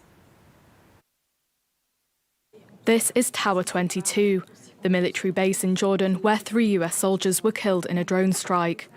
Washington says dozens were also injured. The base, which is located on the Jordanian-Syrian border, has been used by Special Operations Forces as part of their fight against the Islamic State group for several years. The Islamic resistance in Iraq claimed responsibility for the attack. The group, comprising several Iran-affiliated militias operating in Iraq, has claimed other attacks against US forces since the start of the Israel-Hamas war. President Joe Biden promised the US would retaliate. I want to point out that we had a tough day last night in the Middle East. We lost 3 brave souls in an attack on one of our bases. I'd ask you for a moment of silence for all 3 of those fallen soldiers. And we shall respond. Iran, meanwhile, denied involvement in the attack. Resistance groups in the region do not take orders from the Islamic Republic of Iran in their decisions and actions. While the Islamic Republic of Iran does not welcome the development of conflict in the region, it does not interfere in the decisions of the resistance groups on how to support the Palestinian nation. Iraqi authorities have denounced the drone strike, which marks the first US military deaths in the region since the Israel-Hamas war erupted. This is the first time that we've seen fatalities of US service members, and that's absolutely not going to be something that this administration or the Pentagon takes lightly. That is going to prompt a response. Whether or not that's a tipping point to a much wider escalation will depend on, of course, the character of that response. A Hamas spokesperson described the attack as a, quote, message to the American administration. Niger, Mali and Burkina Faso announced on Sunday they would be leaving the Economic Community of West African States without delay, citing the injustice of sanctions ECOWAS levied on each country following takeovers by military juntas. There are 3 West African countries under military rule. And in a joint statement, the juntas of Mali, Burkina Faso and Niger announced their immediate withdrawal from the regional bloc ECOWAS, accusing the body of failing to support them. ECOWAS, under foreign influence, betrayed its founding principles and became a threat to its member states and their populations. The organisation notably failed to assist these states in their existential fight against terrorism and insecurity.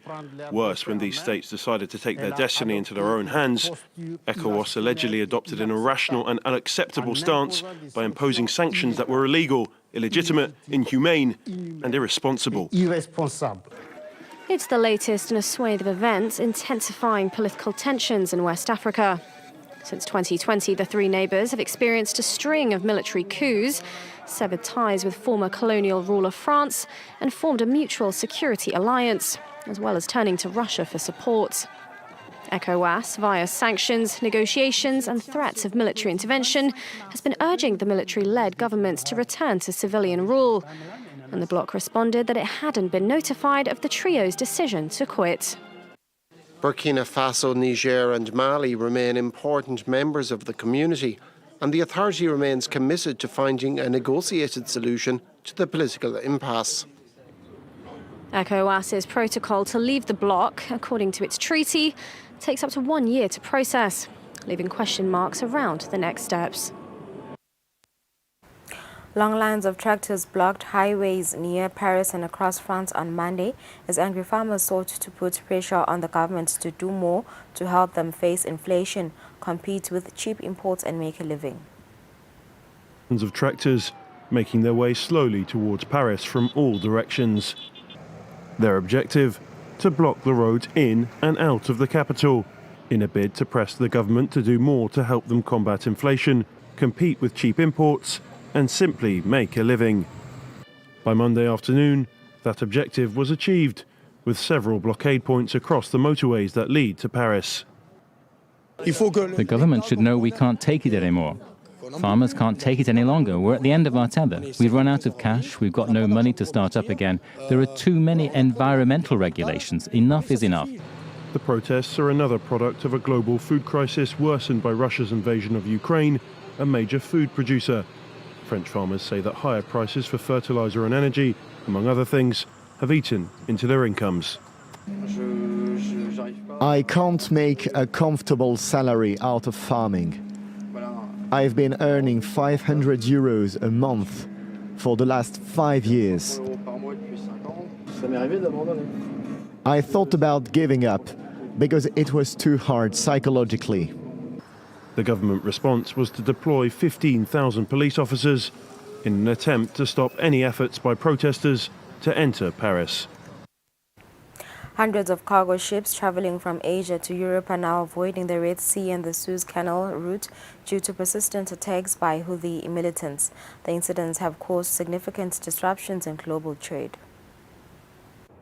Activity is up at the port of Barcelona, where major shipping companies are now entering the Mediterranean, opting to circumnavigate Africa to avoid Houthi attacks in the Red Sea. The violence has disrupted a crucial trade route at the Suez Canal between Asia and Europe. The European Shippers Council says the attacks have increased shipping costs, with carriers imposing substantial surcharges per container. Well, since the vessels were diverted from 2 months ago, the main effect is that the vessels have arrived to the port of Barcelona or to any other Western Mediterranean ports with 2, 3 weeks, 10 days of delay. This was the main effect at the beginning. The other effect that is still taking place, obviously, is that the prices of maritime transportations have increased by more than 100% compared to the prices before the war started.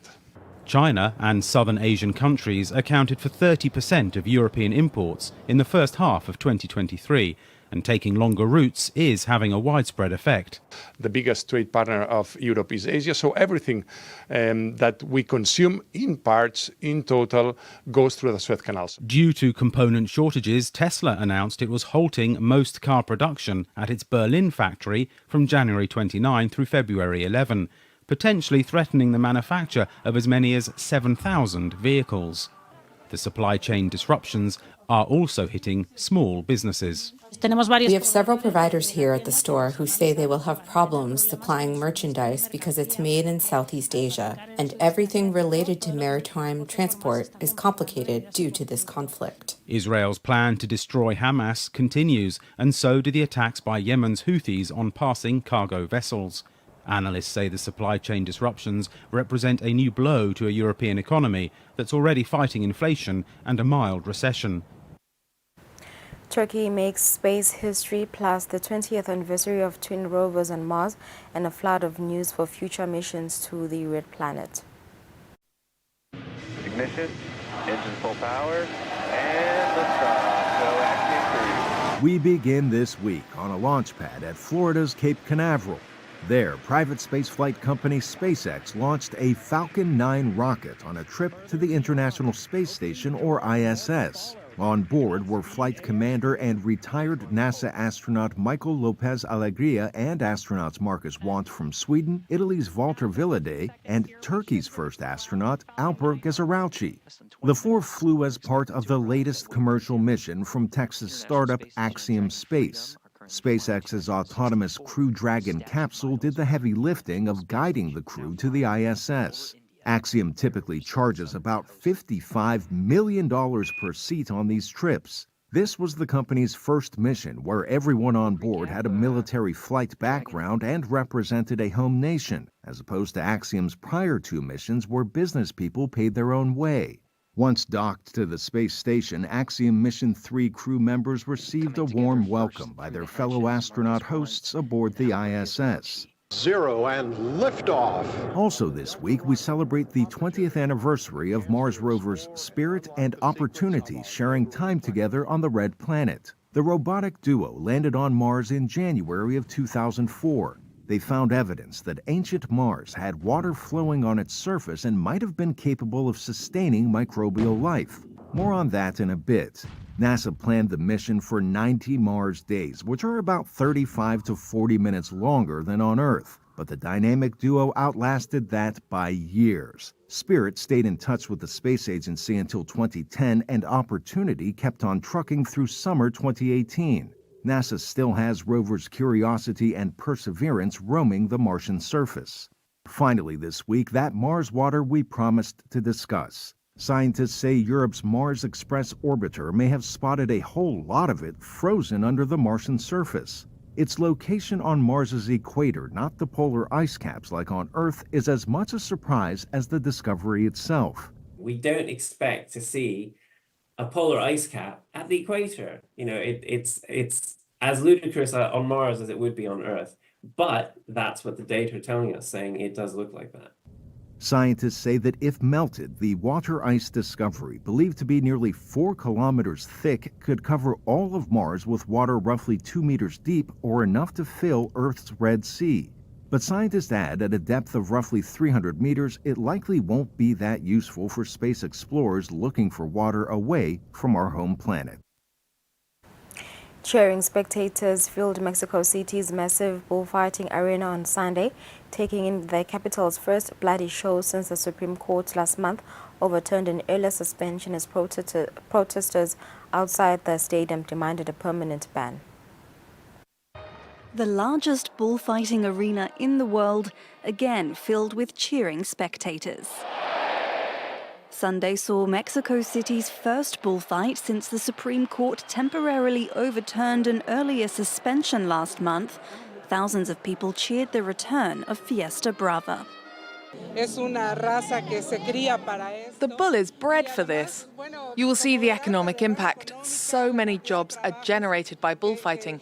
It drives a lot economically. Supporters of bullfighting say the centuries-old practice generates $400 million a year in Mexico and holds cultural significance. Animal rights activists, though, say it's barbaric and normalizes violence. During a bullfight, the animal is stabbed with spiked sticks intended to weaken it before the matador uses a sword to kill the bull. Sunday's show prompted protests outside the arena. It's really sadistic. We are against torture, against killing, against it being entertainment and being applauded, being protected. It comes amid a long-running legal battle around bullfighting. In May 2022, a local court ordered an end to the practice in response to a suit filed by an activist group. The country's highest court revoked that suspension in December, while the merits of the case are discussed. 4 of Mexico's 32 states have already banned bullfighting.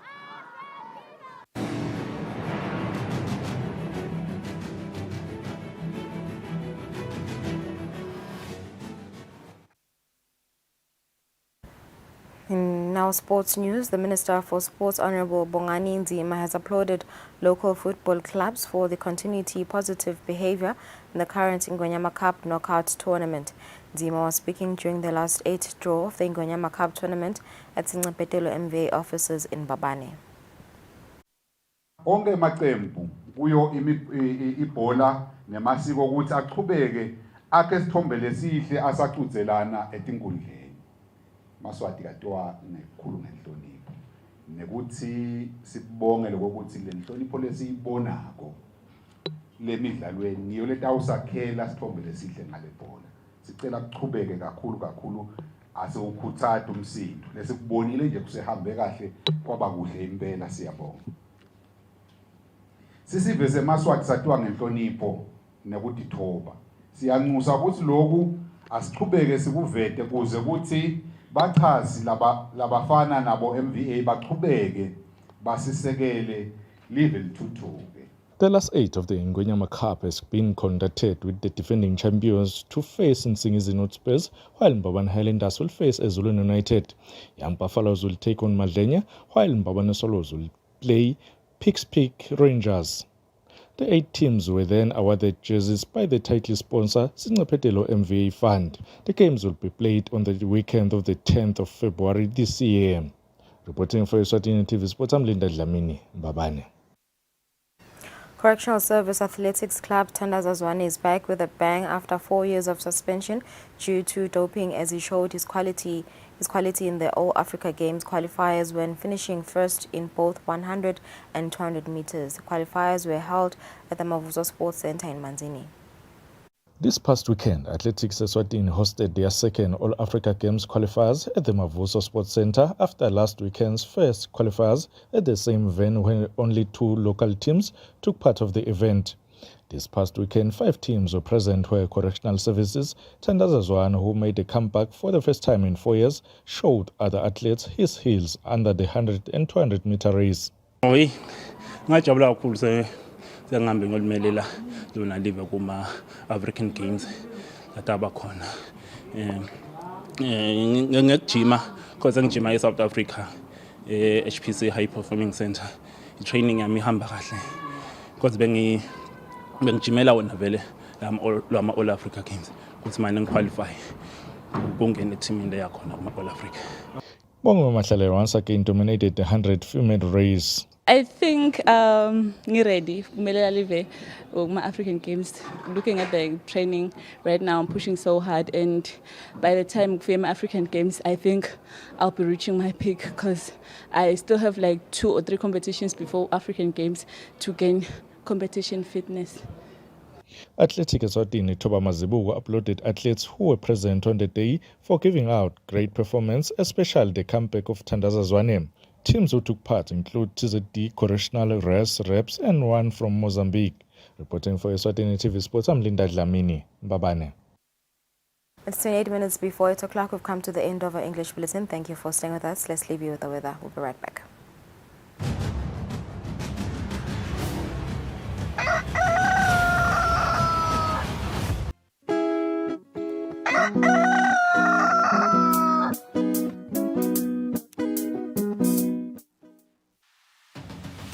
What do you think the best part of traveling is? Is it the food, or is it the conversation, or is it the sights and sound?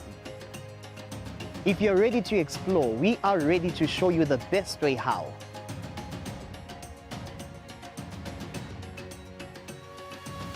We'll give you access to the best luxury getaway sites in the Kingdom of Eswatini, and of course show you vacation sites that suit your budget, because you do not need a lot of money to actually have a great time. Join us on the next adventure on Buhle Bethu, only on Eswatini TV. Let me tell you about my crush. Ngenzane inhliziyo yami embi kwakho njengekudala. It is 3 in the afternoon. We are back in the living. For men are so kind towards creation more than they even were to their own creator. I am the greatest of this generation. They'll be calling me the girl who made poetry look cool, yo. Cool.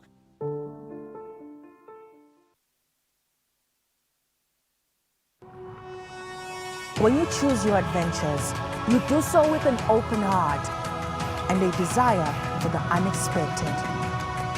You embark on journeys to discover new worlds, full of wonder.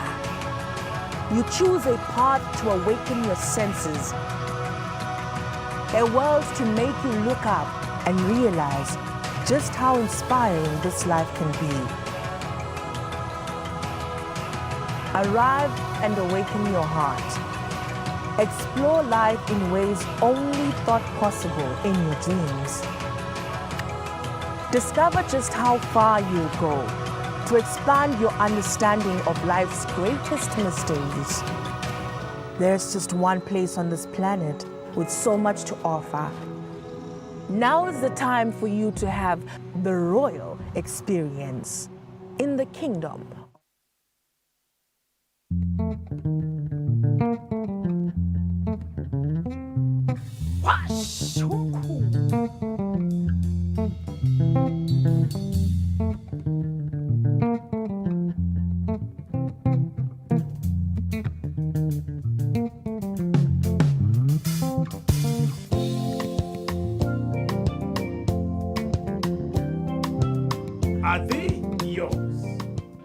Ngabukela ke washa umkhukhu every Sunday at 3 p.m.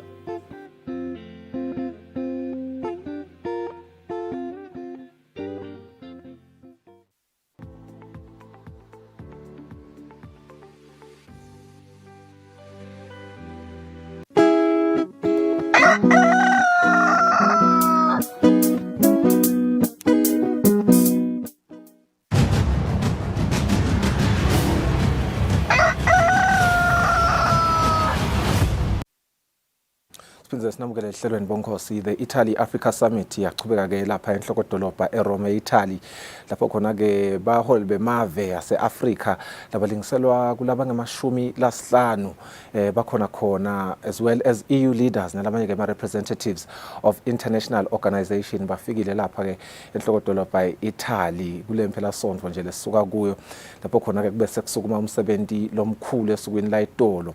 Lekuthiwa ke umnyombo lomkhulu wawo lomsebenzi weekend kuthi-ke kupresentwe Italy's strategic plan that aims to review the country's approach to the African continent.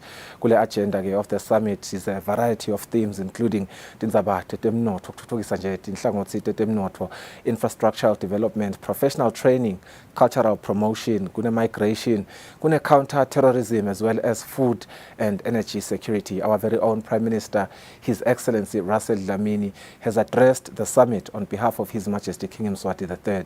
Now, his address during the energy security and transition session underscored Eswatini's aspiration to be energy self-sustaining.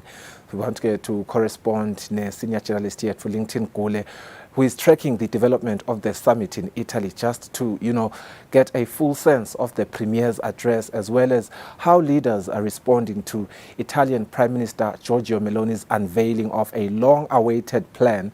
That's why it is aimed at boosting economic ties, creating an energy hub for Europe, and curbing immigration. LinkedIn, welcome to the program again. Thank you so much for making time. We know that you are an hour behind lapho e-Italy. Siqolisa kakhulu ukuvusa kodwa ke nakusentshetwa nje vele kwakhiwa live kubita ukuthi kuvukwe ngaleto tikhathi leto.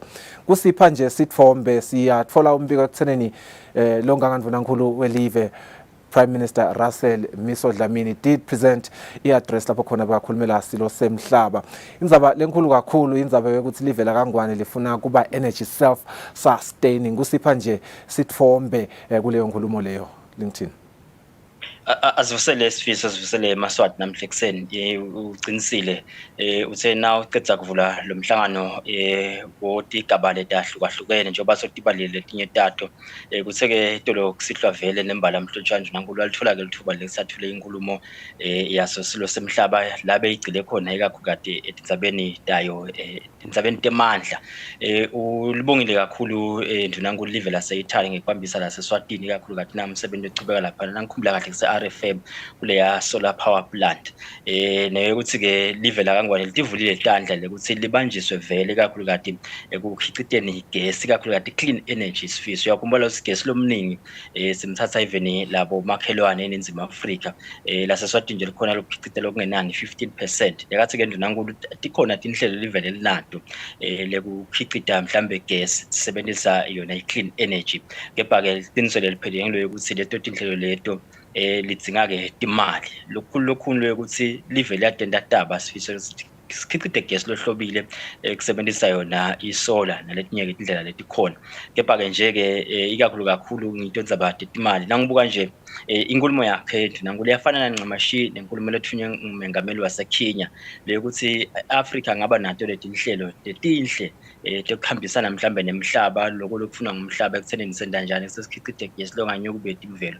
Unfortunately insaya lenkulu yeAfrica nguletimali. Uyakhumbula Sifiso sifika lana nje sichamuka ku COP28 lebeyilapha eDubai lapho kwalonjwa khona nakule bathi i-Green Africa Industrial Initiative lehlose ukuthi kubanjiswe eAfrica ekuthenini nanoma isathuthuka kepha ke ayisuke kuma fossil fuels ikhicite gas longanyuka ubeti imvelo. Kuphinze kwaba ngaSeptember kwaba nale Nairobi Declaration lapho iAfrica ifuna kwenyusa mhlambe indlela ekhicita ngayo gas lohlobile kusuka ku 56 gigawatts iyawufika le ku 300 gigawatts.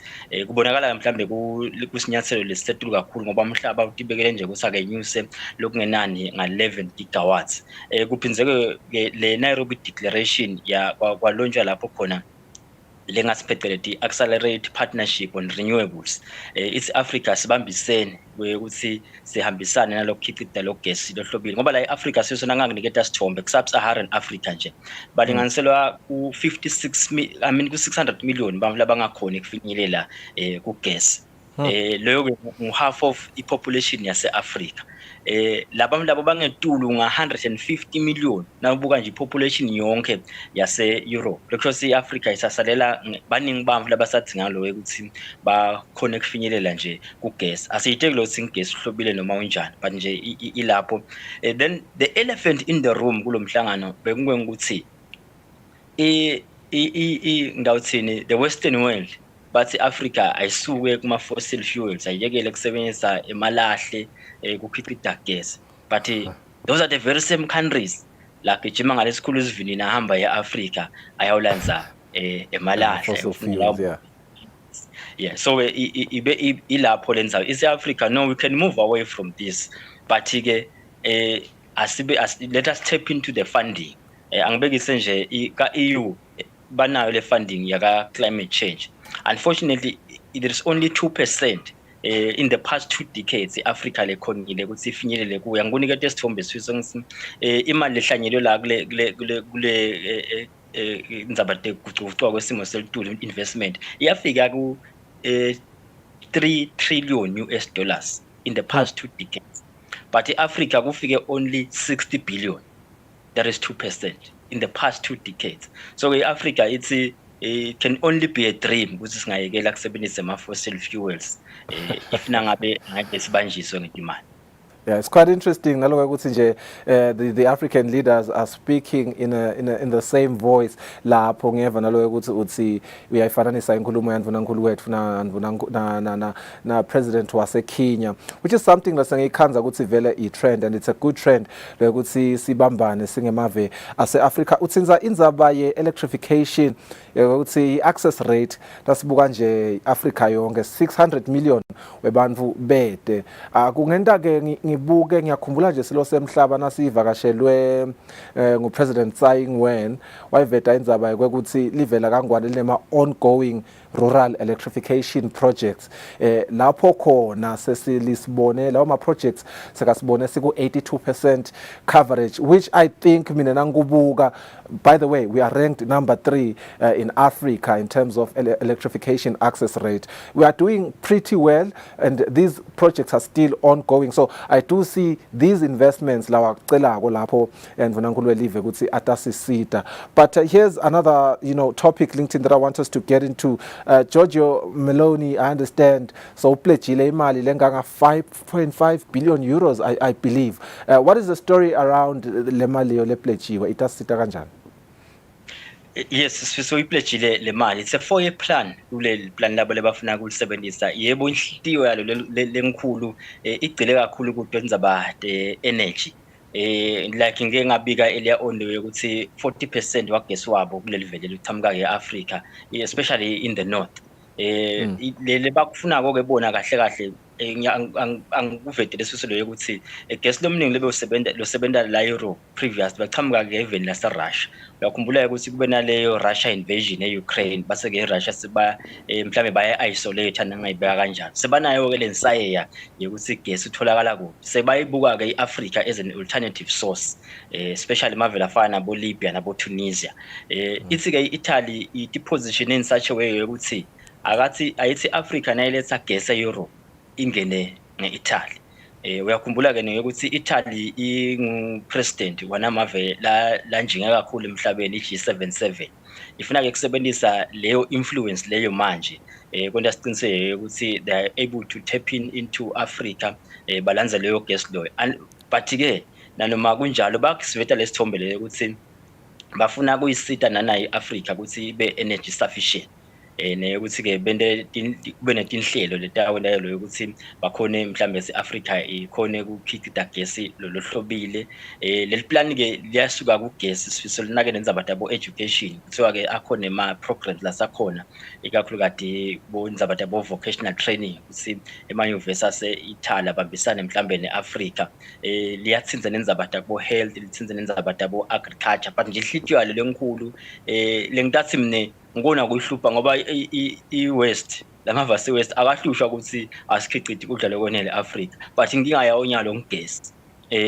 Ngiko ke agijima ayake eAfrica. Ngiko ke chairperson we-AU Commission Musa Faki Mahamat sigcike kakhulu lesento se-Italy sekuthi bangathi ihlalela nje bangene ekamelweni lelima ekhona bahlele liplan ngaphandle kweconsultant Africa ukuthi iAfrica yini lekudzingako, iAfrica idzinga kubanjiswa ku. Khuluma ngemagama lagcinike lo ukuthi we are not beggars, and asiyidzingi Europe thine, but ke lesikudzinga ma partnerships la tawo sembili irespect nekukhulumisana. Yeah, and I can imagine the mood, how it changed nakashula magama lawo, but at the same time loku agree naye lokuvumelana naye ngoba liqiniso vele ngilele ekuthenini, like I saw the story, Africa akafuni kuba bozini khamisa kulethi inhlangothi lethu. But you are touching on the other interventions lesingasho ukuthi angema main pillars kule summit. Yes, let's move away kancane lapha ka energy uthinza indzaba ukuthi kutabukwa indzaba tabo vocational training. I think livela kangwane nanalo likuto leto chatfulo leto, you know, in the backdrop of inside youth unemployment, particularly, of course, taking into account our large youth demographic dividend, Banfu Labasha. And, you know, we ought to talk about as well. We just recently saw His Excellency the Prime Minister Afaga, his throwback photo on the internet, you know, speaking on Kusnakatsa from 5 Wahamba by petrol attendant. Yes, a lot of, you know, positive comments from Maswat, but there were those that were frustrated. They were speaking from a position of frustration at Senini. Times have changed. Now those very same jobs are now occupied by graduates.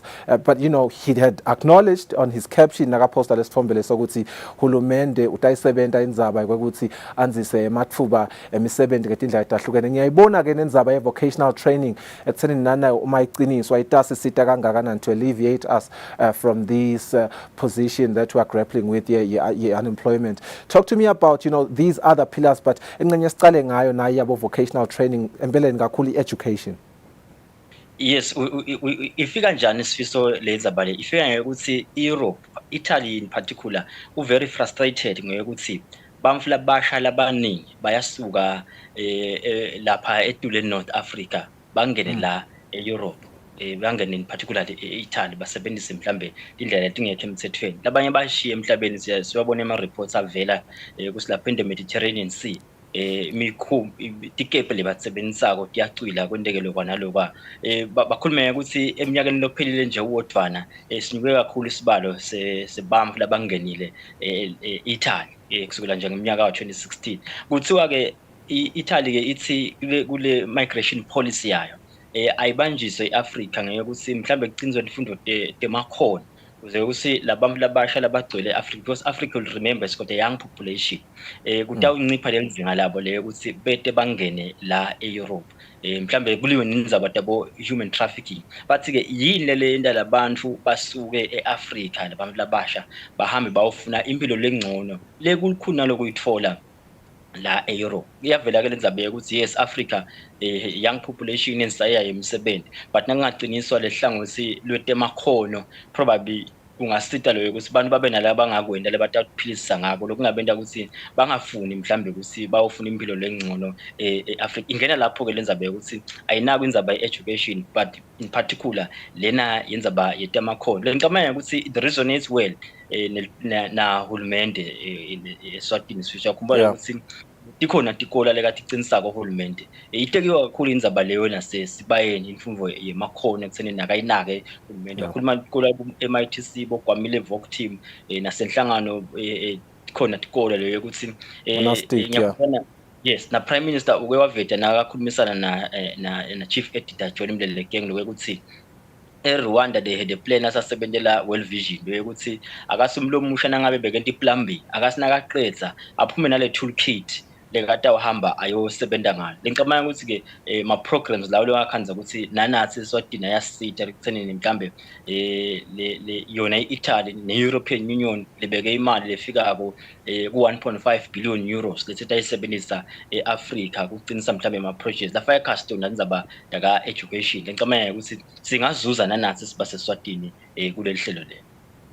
Kunenzaba ke lenye lengiyibona ukuthi nanayo ikhona agenda, not really sure ukuthi ngabe seyikhulunyisiwe njengoba we are aware ukuthi Italy Africa Summit is not, you know, just one day. Indzaba yeteklima sike saba na imvuna yeteklima lapha ehlelweni yathinza indzaba lenkulu kakhulu ekuthenini 80% of our produce, particularly our main produce teklima lapha eveni is rain fed, kakhulu umbila na letinye nje tinhlangothi letibukwako kuteklima. 80% of it is rain fed, and of course we do acknowledge imisebenzi lentiwa tiko la natural resources and energy. We did see some of the developments around the Inkomati River Basin, and you know some of the negotiations laba wendako ekuthenini kwabelwane imifula lekhona lapha emaveni lathudane nelive la Kangwane ekuthenini sikhone kukhona kuqinisela kabanti emanti abe ngila sufficient.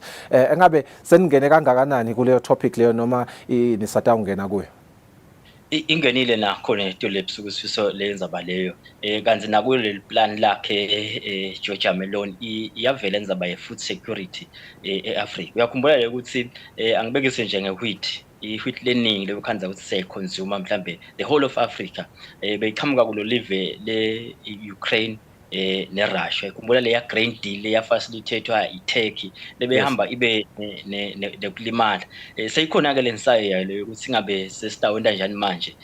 Uyasuka Italy yasebenzisa Marvel Ficus boCongo boEgypt nangikhumbula kahle nelive leMozambique kuzama ukuqinisa inhlelo zokukhicita nangikhumbula kahle ngiyo iwheat nesoya yini nangingaphosisi.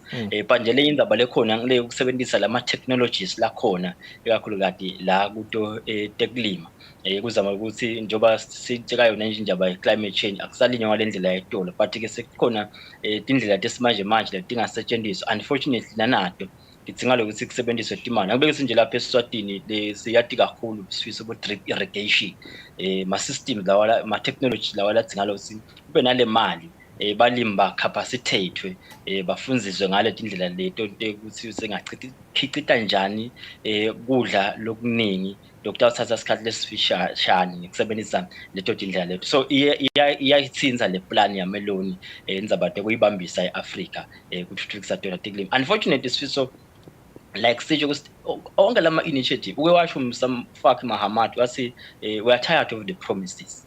Sesidinga lo sikubonakale le tent. Unfortunately tonke letinto leti batikhulumako tincika kakhulu le Africa ithole le mali. Angiphindze ngibele emva COP28 na ku Paris nga 2015 na Nairobi nga September.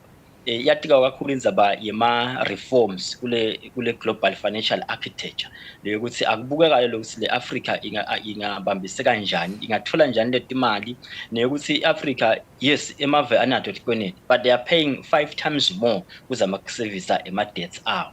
But athi ke asekubuyile kuhlalelwe phansi leyokuthi we do acknowledge ukuthi we need to repay whatever loans this now but ke asibulo sisiwabhadala njani kangcono singabe sesiyakhameka Africa. What goes for the gender goes for the goose ngiyive basho njalo. Le konke ka Europe akwendeke phela nase Africa.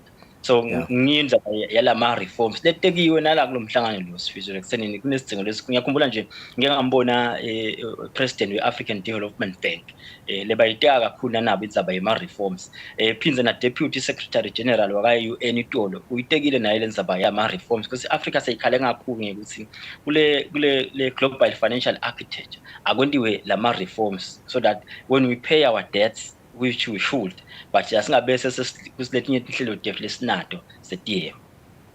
Good looking out, LinkedIn. Thank you so much for your time, and let's indeed hope that this Matei plan by George Meloni of 5.5 billion euros lekuthiwa ke itawuphuma ibe ma public guarantees investment projects itawenda exactly that seeing as ma presidents sithi nje ma African leaders ayibeka lenzaba ukuthi sesitsiniwe ukuthi letimali sithenjiswe kepha kube bede leyo misebenzi leyo nje sekusipha nje sithombe ukuthi what is next. LinkedIn sisegatsile imibiko lentawo uchubeka nsiphe yona lapho eItaly. So kuthenini nje nankulu benema bilateral meetings nangithola kahle nje kubhekile ukuthi abona nemphathi director general waka FAO elangeni nalomhla aphinza abona nemphathi waka IFAD. Uyakhumbula ukuthi inhlangano leti libambisako live ikakhulu kade etindzabeni tekulima kukhicita kudla lokwenele iFAO kanye ke naye IFAD. Ngiyakhumbula ukuthi COP28 nangaphosisi yatekwenza by ma food systems nakhona betinde nje kakhulu ukuthi simbambisa njani Africa ukuthi akhona ukukhicita kudla lokwenele sethemba lo ukuthi mhlambe those meetings lataba nawo ndinankulu lead the much desired results in the food security Eswatini. Yeah, I don't know, LinkedIn. There's just something in the air. Let's see, asibe nelthemba ukuthi things are changing. There's a lot of hope lapha emoyeni imisebenzi sibone amagonsolathe nkwe angathi ukuthi yakhona inekulandzela tindzaba from where you are Italy but now tibukela nato tindzaba there's just something in the air kuyasenjetwa nangemambala nkwe uvele usukile. Thank you so much. We will touch base with you ekupheleni kwayo Italy Africa Summit usiphe an overview ekuthenini imisebenzi yonke ihambe kanjani. Let's hope imisebenzi yenu itawuchubeka ihambe kahle lapho LinkedIn benelisuku loluhle ngalapho. Siyabonga LinkedIn. Siyabonga Sifisi. Thank you. I was our senior journalist, LinkedIn Kule, who is corresponding from Rome, Italy, lapho khona kuqhubeka Italy-Africa Summit, where over 50 delegations of African leaders have joined Italy. Ekuthenini kukhulunyiswe tindzaba tentfutfuko, kutemnotho, kutetemandla, infrastructure development, kulima, netindzaba nje temfundvo. Sithemba ukuthi ke ngumsebenzi lo tawuba fruitful kakhulu itutfuke eAfrica, ikakhulu itutfuke ke nelive lethu la kaNgwane njengoba ke ndvunankulu live alapha kuyomelela silo semhlaba. Bonkosi sifike emaphethelweni ehlelo lethu lalo mhla sibona ukuthi inhleli nathi indlela sokulo hle nisale kahle.